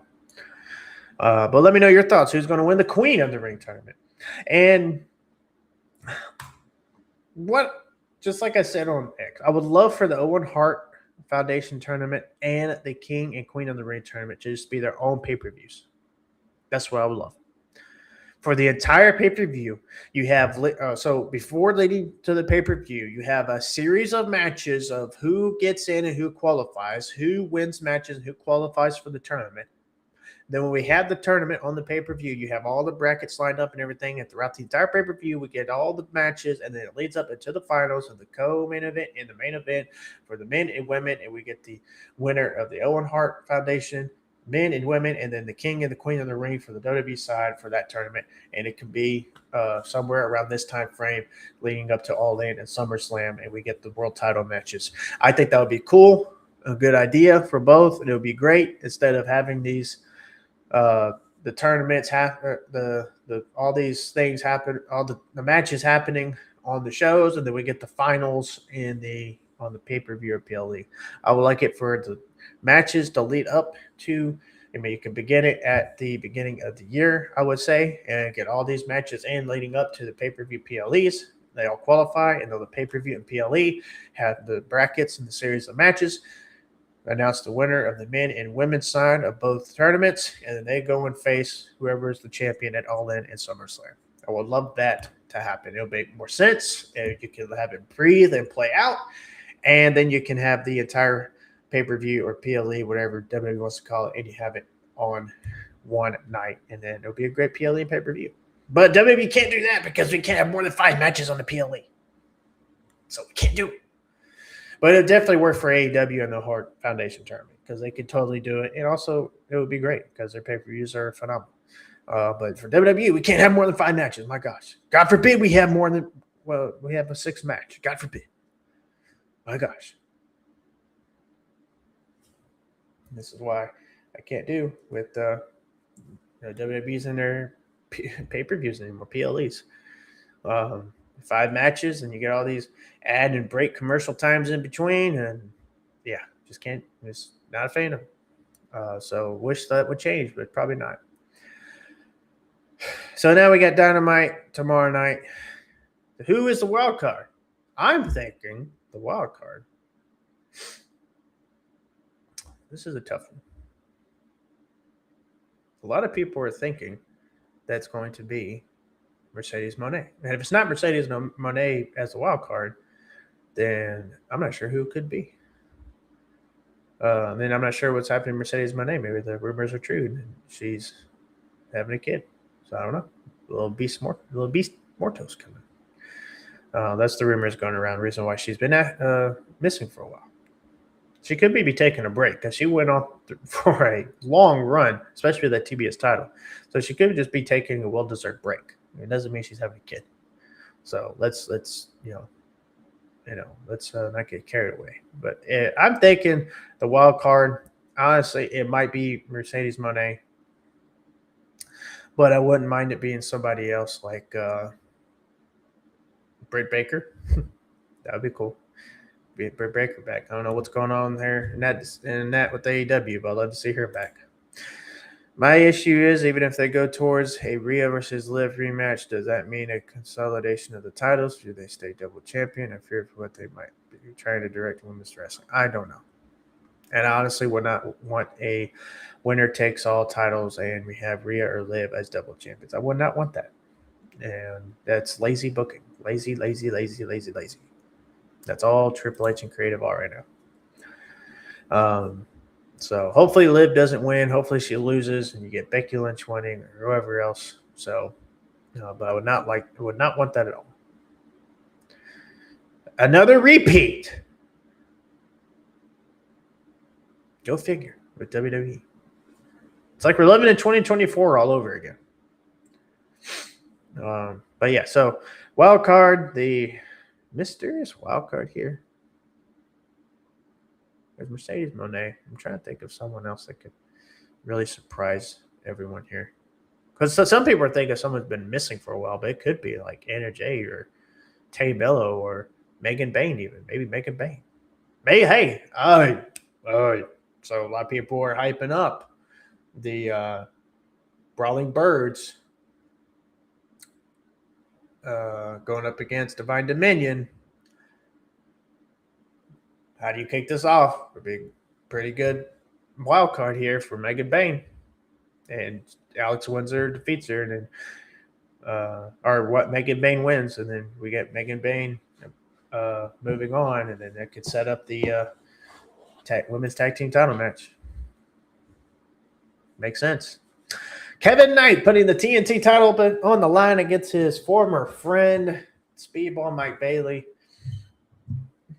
It's going to be a great wrestling match. Kevin Knight is going to get the win here, though. But I hope it builds to AEW Redemption because we can get Speedball winning at home in Canada for the TNT title. And then the AEW World Champion, the Devil himself, MJF, going against the Bull. Roosh, they're locking horns. Mess with the Bull, you get the horns. Mess with the Devil, you get the horns too. So you got MJF and Roosh going at it one-on-one for the AEW World Championship. So that's going to be a really good match of itself as well. And then we got the Will Ospreay going up against Mark Davis in the semifinals of the Owen Hart Foundation Men's Tournament. And this is going to be a great wrestling match. Will Ospreay is going to win. What's up, Smartest Mark Alive? Y'all going to give him a sub and a follow. And just to put out there, the intro video that you saw, or the countdown video, I should say, and then the outro you're going to see here later, he created for me, so appreciate that, brother. So just a little shout out to him for that. But yes, Owen Hart Foundation Tournament men's semifinals. We got Will Ospreay, Mark Davis. Will Ospreay's going to win, but these two are going to have an awesome wrestling match, in my opinion. So I can't wait for this match for tomorrow night. I love Roosh. Going to be a banger, but these random thrown together matches need to stop. Yeah, that's one thing about these random matches. And there's one thing about the men and women's Owen Hart tournament. This year, it wasn't as big, or it wasn't as it wasn't as big or exciting once the brackets were revealed. I mean, there were some because we know Will Ospreay's going to win. But last year was so much more unpredictable, and a lot of people kept banking Will Ospreay, and I kept saying no. As soon as I saw Heyman at a page, I was like, nah, he's going to win this thing. And people was like, nah, it's going to be Heyman. And I kept sticking to my gut, and of course, Heyman won it, and everyone kept saying Will Ospreay. But who knows? It could be another swerve this year. And a lot of people were expecting Will Ospreay, but then we get swerved, and somebody else wins it. So I don't know. But yeah, random matches. I don't mind the random matches sometimes if they're good. Uh, but honestly, after this title defense, we'll see what goes on from there. But uh, I don't mind the title being defended with Dynamite Collision. I think Lena Cross or Alice Windsor would be a great TBS champ. I prefer Lena just so it opens up a door for Megan going after the WWE title. Yep, I'll be down for that, Doug. I'll be down for that one. We'll see. Speaking of the TBS championship, they announced there'll be a survival of the fittest for the TBS title. So we're going to have that, and there's going to be a series of matches leading up to that to determine who's going to be in the match. They had the survival of the fittest at the Ring of Honor, Supercard of Honor for the Ring of Honor Women's World Championships. And they're doing it again with TBS title. So something different. I was thinking a tournament. People were crying, oh, no tournament. I like tournaments. So I think a tournament would be cool. But I'm not against the survival of the fittest. We'll see how it goes. But yes, we have the next lineup for the big shows, especially the pay-per-views for AEW. Summer Blockbuster is going to be June 10th. So next Wednesday, we got Summer Blockbuster. So can't wait for that. Shout out to Drainmaker for putting this cool graphic together.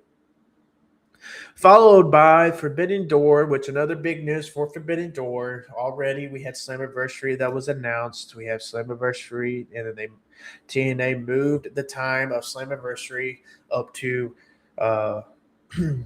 3 Eastern, 2 Central time, I think it was, but they moved it up in the afternoon to not compete with Forbidden Door, which was a wise choice. Slammiversary last year sell about 7,000 something tickets, and then this year they're barely getting over 1,500. Creative has let down TNA big time.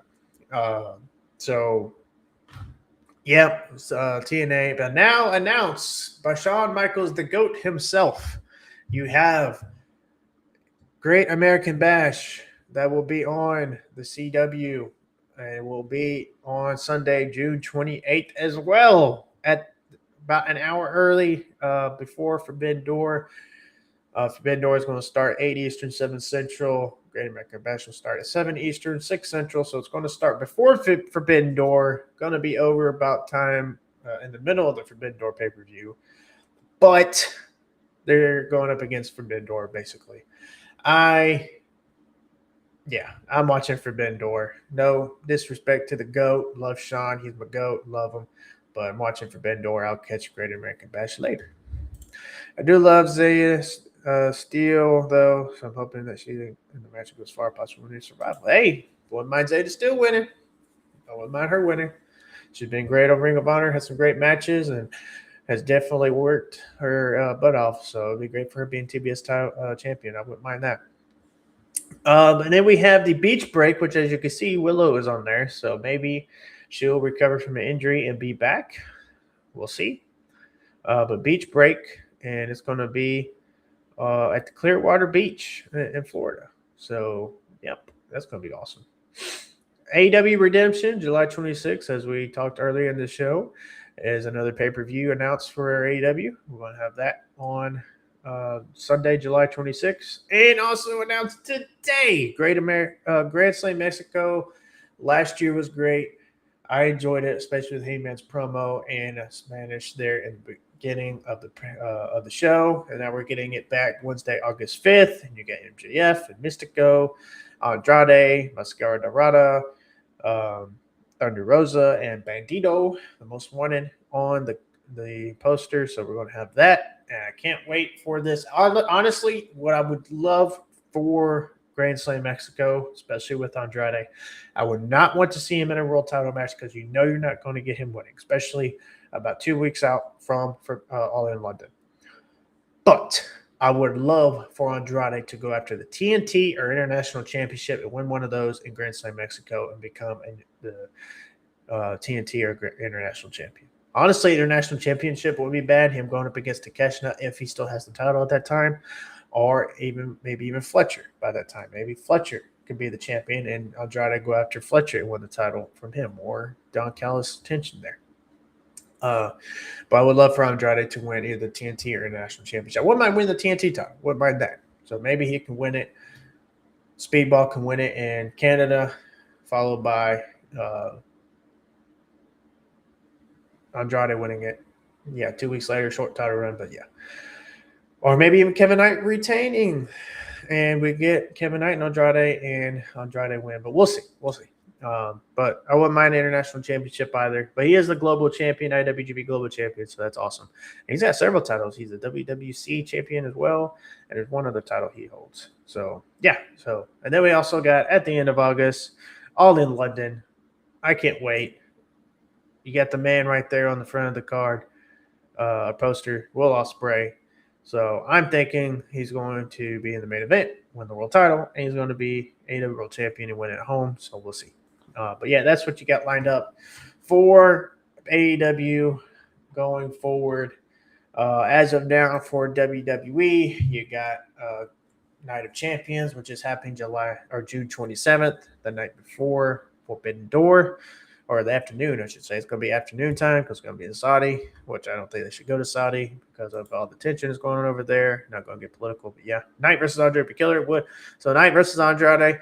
Maybe Knight wins and retains that AW Redemption, and then we have Grand Slam Mexico and Andrade win the TNT title there. So I think that'd be cool. So we got those are the pay-per-views lined up for AEW. WWE, you got Night of Champions, June 27th, and after that, and you got Great American Bash, which is going to be against Forbidden Door, which we'll see how that goes.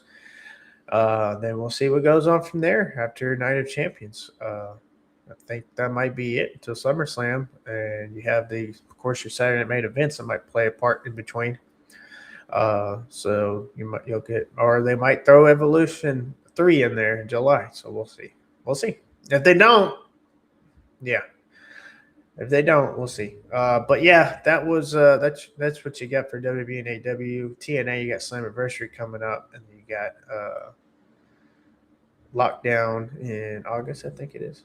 And then you got and then you got after that, you'll have Bound for Glory. So TNA, and that's the thing with TNA as well with the creative, man. The creative for TNA, it's just I love TNA because my favorite wrestlers there, but the next AAA pay-per-view where they got the second Los Grandes that's going to come up. And it's not going to be pay-per-view, but it's going to be like a pay-per-view. But the official, I think, next pay-per-view will be Triple Mania, but we'll see what goes on. I'm not sure about the AAA stuff entirely. I watched a lot last year and this year, of course. But as far as their pay-per-views and which is a pay-per-view, I enjoy watching the shows every week, and I've been watching shows every week. And Corey Hayes of False Finish posted after watching that will make you watch more. I said I already watched, but it's going to make me watch even more, so I can wait for the Saturday, see what's going to happen on AAA. But yeah, so I'm going to watch Collision, the AAA. And of course, again, Saturday, you got a lineup of wrestling on Saturday, which is great. This is great for professional wrestling. You got NWA Powerrr kicking it off at 3 Central, or 4 Eastern, 3 Central on Comet, so be sure to watch that. After that, you can watch Major League Wrestling on YouTube at 6 Eastern, 5 Central. Then, of course, AEW Collision will be 8 Eastern, 7 Central on TNT and HBO Max. And then AAA at 10 Eastern, 9 Central on YouTube. So you got a whole lineup of wrestling on Saturday. I can't wait. I'm excited. I love it. But yeah, so, and don't miss NWA. Don't miss NWA. They got some good stuff going over there. And Comet, you can watch for free. Go Comet. You can watch Comet.com or CometTV.com and watch there for free. So you can watch NWA. Can't beat that. And it's an hour on the afternoon. And then you can watch MLW afterwards. You can get a break, watch Collision, or wait for AAA at night, whichever. But tune in to NWA right there. I went to the Crockett Cup, which was fun. And shout out to the Titans of Calamity as your 2026 Crockett Cup winners. And shout out to the Country Gentlemen as your new NWA World Tag Team Champions, which the Titans of Calamity will be coming after. So we'll see that. TNA could draw more on the Rosemary stories and take the Righteous Hardy feud into more depth. They have the creative minds. They just need to let the artists do what they do. Honestly, in my opinion, right now, I could use a break of the Righteous and Hardy. And TNA, they keep putting up the same wrestlers in the same type of thing of feuds every week. And that's the thing. Look at the Knockouts tag team division. Even what's his name? One of the commentators, I think this past Thursday, mentioned that they haven't defended those titles since February. Let that sink in. And that was the last we actually saw of the Iconics who were in TNA at the time.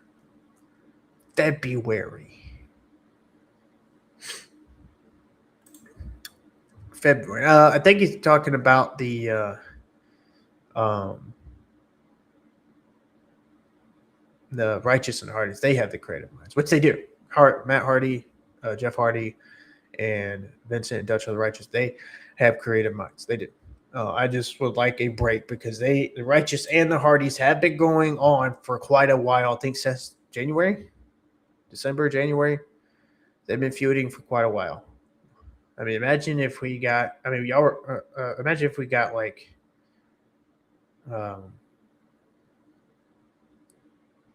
Roman and Cody for like 6, 7, 8 straight months. Yeah, people get tired of it. They're already tired of them right now. But yeah, so TNA, my opinion on that is to kind of close out here. TNA, they just need to. They need a new creative. And I love Tommy Dreamer. I listen to him Busted Open. I love him as a wrestler, especially when I watched him in WWE and ECW, ECW anyway.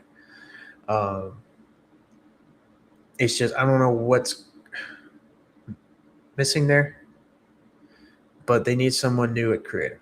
That's what they need. They need someone new at the head of creative. Because we'll look at the TNA we got back in the day. Yeah. Thanks for bringing that up, Norris. Saint and Sinner not doing anything. Why can't they do something? They were a great tag team when they came in, especially when they had that great match with the Hardys. Who else did they go up against? I think the Righteous as well. Great tag team. But you're not even putting them in a feud for the tag team titles. They got talent. They got top wrestlers right now. They're about to leave to sign with AEW or WWE. And you cannot build up those to replace them. You got Leon Slater's contract coming up, Mike Santana. There's word of Mike Santana signing with WWE. A lot of people are expecting Slater signing with WWE. I don't know. I'm thinking he might sign with AEW. If he signs with WWE, great. And I'm not going to, as long as they treat him good over there and he gets a push. But if not, then, if he's going to go make his money, good. Go make your money. Especially in these times, it's hard. Get all the money you can get. But that's basically WWE right now. Is you're not going there really anymore to get a good push or a moment like you wanted as growing up as a wrestler to get that maybe WrestleMania moment or something. You're basically now just going there to make money. Unless you're like one of the Cody Rhodes, Roman Reigns, or in the Clique or whatever. That's basically it. But you're basically just go there to make money. Which right now you're being asked to take a pay cut. So I don't even know if that's even true anymore. But AEW can make some money too. So either promotion you can make money. So if Leon Slater, honestly, I wouldn't mind signing with AEW because I think they would treat it better and having him in some matches with Kevin Knight, Will Ospreay, Andrade, the list goes on. He can have a lot more matches there, and I think he could be a great TNT champion, maybe an AEW World Champion. And y'all laugh at that, but we had Darby Allin win it. Imagine Leon Slater as your AEW World Champion. Swerve and Leon Slater. Imagine that match. Bandito and Leon Slater. Just getting excited thinking about those matches. But yeah, you got Sinner and Saint, and they're doing nothing. Great tag team, really good team, and they're doing nothing on TNA. Nothing. Why do you think the Rascals left? Zachary Wentz, he's doing something in TNA. I'm thinking at some point he's going to sign with AEW. Sami Callihan will be next up to help with creative. Yeah. Sami Callihan would be great at creative in TNA. He's been there for about near his entire career. Might as well. Put Sally Callahan at the head of creative. I'm for it. I think he's the head of creative at Wrestling Revolver, if I'm not mistaken. They put on some bigger matches. Correct me if I'm wrong. That's the whole thing. Draw out the stories. There's been hints with Rosemary, which is fine, but they need to expand it to a degree. At the same time, let the Righteous Heart story simmer, maybe after the Wicked Garden match. But I am looking forward. Yeah. I don't know if I'm going to watch this Thursday. We'll see. I'm not 100% sure Saint Center is signed. I don't think they're signed. I don't think so. I don't think they're signed with TNA, but they did have some good matches there, and I was hoping they would. I'm not sure. We'll have to research that. But if they're not, maybe that's why we haven't seen it. Sammy Callahan is already a part of it. Are you sure? Are you sure? Well, he's part of TNA Creative, but he's not the head of TNA. I don't know. I liked Scott D'Amore when he was ahead of TNA. I really did. I really loved TNA at that time. And he's doing great with Maple Leaf Pro Wrestling. They got a TV deal. And I'm hoping later down the line with Forbidden Door, especially next year, we have a big Forbidden Door. And Dynamite Download mentioned this on their podcast, I think a week ago. Maple Leaf Pro Wrestling, CMLL, Major League Wrestling, throw them in there, New Japan, and Stardom. Big Forbidden Door pay-per-view with all these promotions that AEW's partnered with. I think that would be a banger, honestly. It would. It would be pretty cool. But, yeah, that would be pretty cool. That would be a pretty cool pay-per-view. As far as New Japan, they sold the shares to Cyber Agent, I believe that's what it's called. And a lot of people are doing some doom and gloom. And are they going to be with WWE? Or are they going to acquire New Japan because of Noah and etc.? Nobody knows. And a lot of people have said that AEW has killed New Japan Pro Wrestling. More AEW hate. Yeah. Well, where's that energy with WWE and TNA? And you say, oh, well, they got him a TV deal. Yeah. But look at what's going on. And they're signing their talent. They signed Joe Hendry. Word has it they're going to sign Mike Santana. And if they do sign Leon Slater, you got Leon Slater. And we'll see who signs next. So, has any top star from WWE gone to wrestle in the TNA? Anybody? You're the NXT talent. No. Any main roster. Yeah, AJ Styles appeared once. But did we have any main roster talent wrestler show up on TNA, feud on TNA? Did we have that? No, we did not. But when they were partnered with AEW, you did. You had Kenny Omega on there, Christian, all these others. And a lot of people criticize AEW and their TNA partnership, but I mean, WWE, a little bit worse because they have had all the wrestlers win these TNA titles, but not one TNA wrestler can win a WWE, at least an NXT title, for crying out loud. Couldn't even win that. Ron's Revolver as well, but he's still in TNA. Okay. Oh, they announced Pete Dunne as the producer of Masters. Oh, Pete Dunne? Bro. Have him run with creative. Do it. Pete Dunne. This is what I hate with the Los Americanos things. And let Pete Dunne and Tyler Bate be in a tag team. WWE tag team division is dead. Creative and WWE do not care about tag team wrestling. They do not. And that is an issue. Because tag team wrestling is a big part of professional wrestling. It has always been a big part of professional wrestling. And I'm grateful for companies like NWA, who in my opinion have the best tag team division in professional wrestling right now. And AEW care about professional tag team wrestling. I really am thankful for it. And I'm glad that New Day left. And we'll see where they go. Because WWE does not care about tag team wrestling at all. And it's depressing. It's sad. Because when you got two set of tag team titles, the WWE and World Tag Team titles, but you might as well get rid of them. You might as well get rid of the tag team titles because you're not doing anything with them. They haven't been on a PLE in over a year, I think. Yeah. And you can say, oh, we're no Saturday Night Main Event. That ain't a PLE. It's not.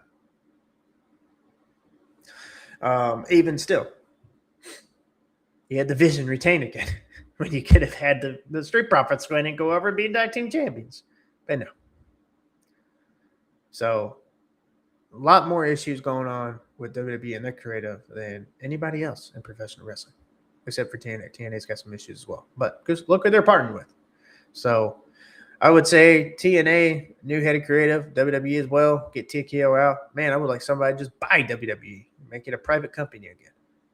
WWE would be a lot better if somebody would buy it and make it private.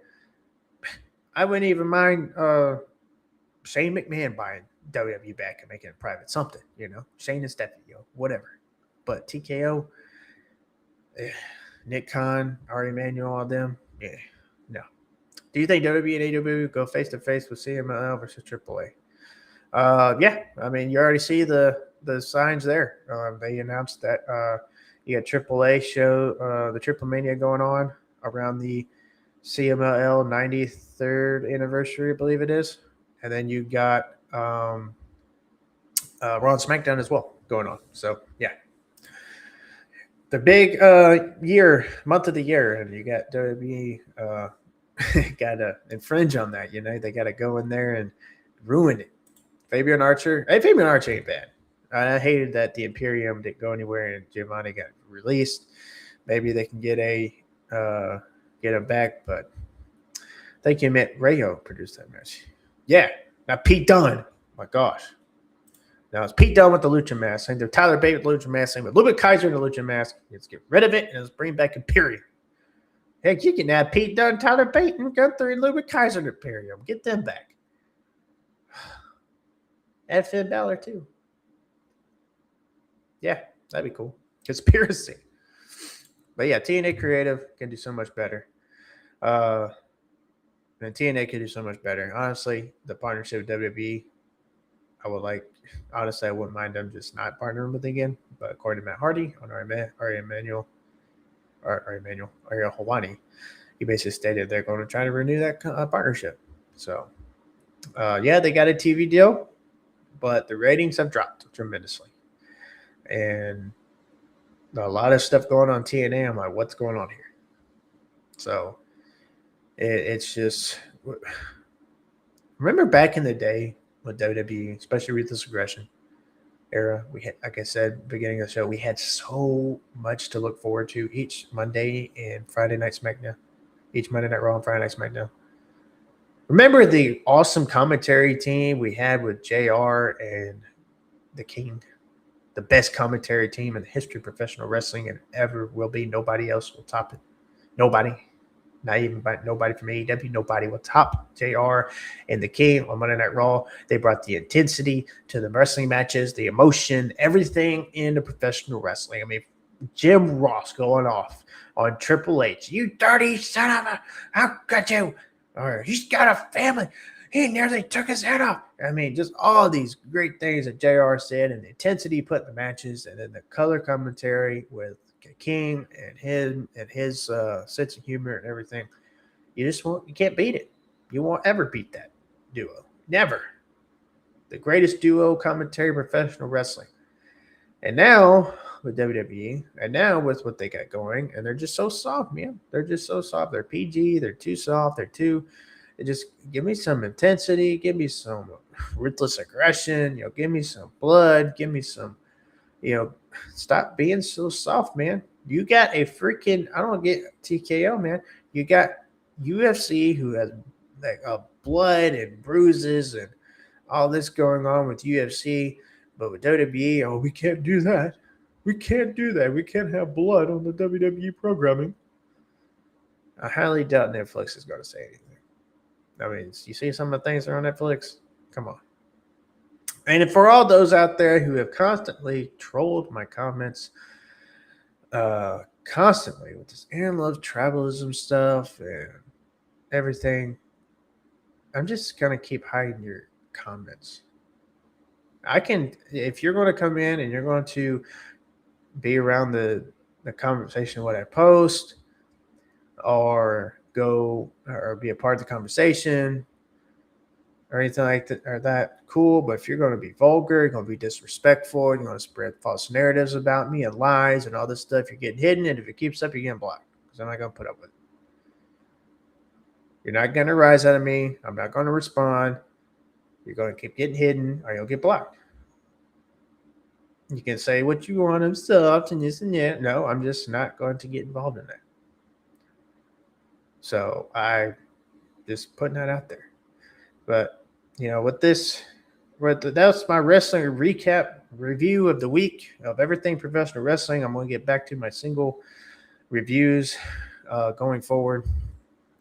So it's, but this was just a good review of everything that happened to get it all in one show because I'm not going to get all in separate shows. TNA is just starting out on TV. Production is still being figured out. One of their stories are still captivating. A lucha underground. I can be patient because I think it will get better. Not to say I think TNA is bad right now. Yeah. Just being patient. We'll see. That's why I still watch every week because there's some good things that happen on TNA. There's some good wrestling that happened on TNA. I mean, if you didn't see the Santana and Rich Swann match for the TNA World Championship, that was a phenomenal match that happened a few weeks ago. I highly recommend go watching it. But they have some great matches that are going on there. And Willow is back. Jeff Hardy brought Willow back, so that's cool. I used to love Willow back in the day with Jeff Hardy, so I'm glad that's back for a moment or how long it's going to be back.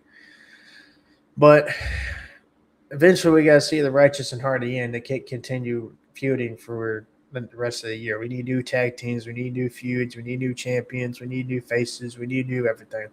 I mean, you got Ricky Sosa you signed a few months ago. Where has he been? Where is he at? Where's Ricky Sosa?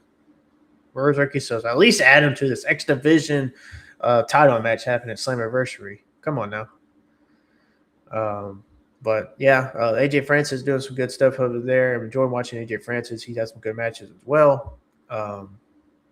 He's had some good segments. Casey Navarro. I like Casey Navarro. Mustafa Ali, he's doing good. Zachary Wentz. So there's a lot of great wrestlers over there. I love watching every week.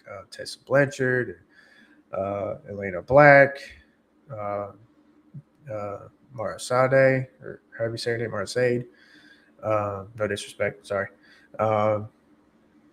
Rosemary's even cool at times. I'm not a fan of the undead realm thing. That's not me, but it's just my opinion. But yeah, Allie's back over there. So, I mean, they have some great wrestlers over there. But the Knockouts tag team titles, the tag team division isn't there anymore. You can honestly scrap those and bring out a new singles title. I would say a TNA International Championship or a TNA X Division with Knockouts International Championship or a Knockouts X Division Championship. Myla Grace, she could be that Knockouts International Champion, maybe. So Myla Grace is a great wrestler on TNA for the Knockouts division. Harley Hudson as well. So it's just, there's a lot of things at TNA that could be a whole lot better.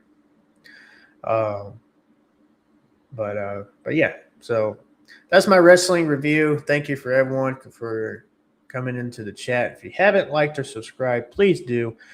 Like and subscribe on YouTube. I'm trying to get to 1,000 subscribers by All in London. I'm at 713, so let's keep it going. I'm almost there, so let's keep it going. I also, follow me on X, Twitter, however you want to call it. Follow me on Instagram. Follow me on Threads. Follow me on TikTok. Follow me on Facebook as well. Aaron Loves Wrestling Podcast. Rumble. Follow on Rumble. So just go and hit the follow and subscribe button. And again, to conclude the show, just to remind everyone, Rebel Heart shirt and bracelet are available at shopaw.com.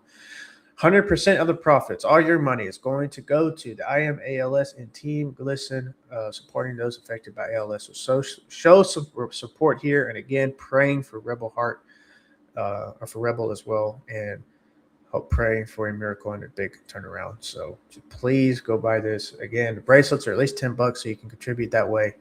But I got the shirt and bracelets. If you can do both, do both. So all the let's support everyone affected by this horrible disease, and let's pray for all those affected by it. So please go to shopaew.com and purchase your Rebel Heart bracelet and shirt and show some support. And continue to pray. Hopefully things can turn around.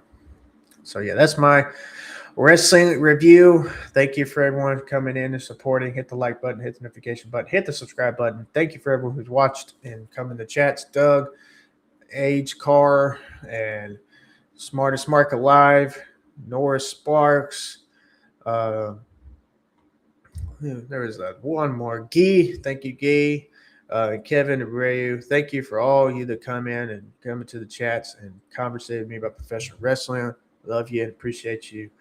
One more real quick with Doug. Well, I think what they had, especially at the Hardys, was part of the TV deal sale, so that may be a production company investment thing. I think things will change as Hardys put others over. Yep, and even Matt stated that he was going to be involved in creative after he's done, so that's going to be good as well.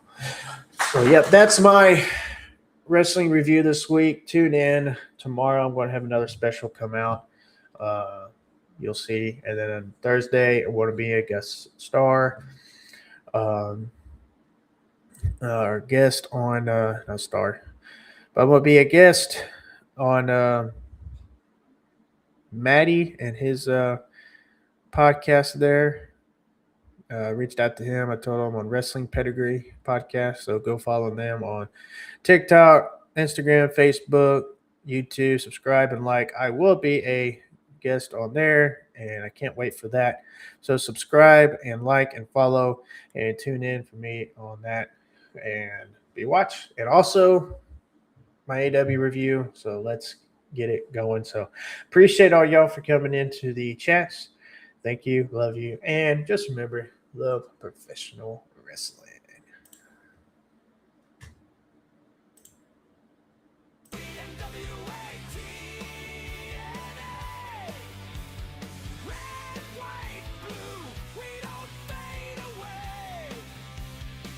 Unfiltered wrestling.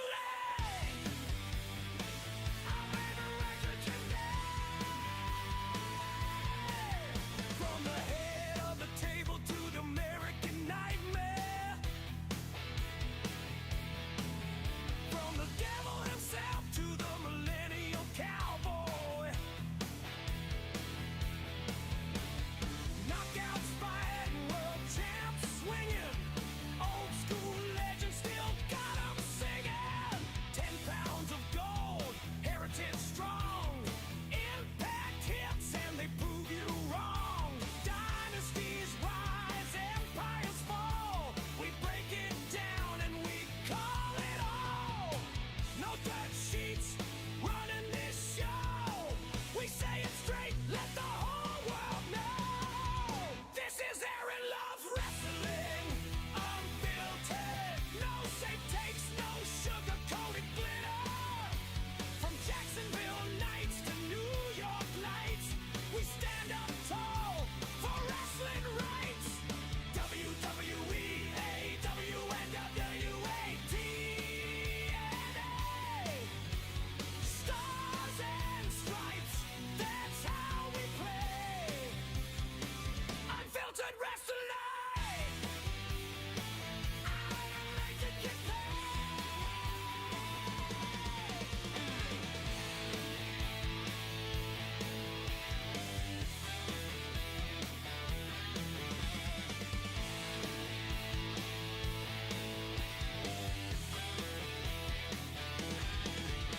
Blood, sweat, and busted pride. Truth hits harder when there's nowhere to hide. We ain't corporal, we ain't tame. Just microphone fury and a love for the game. Turn the amps to 11 tonight. Raise that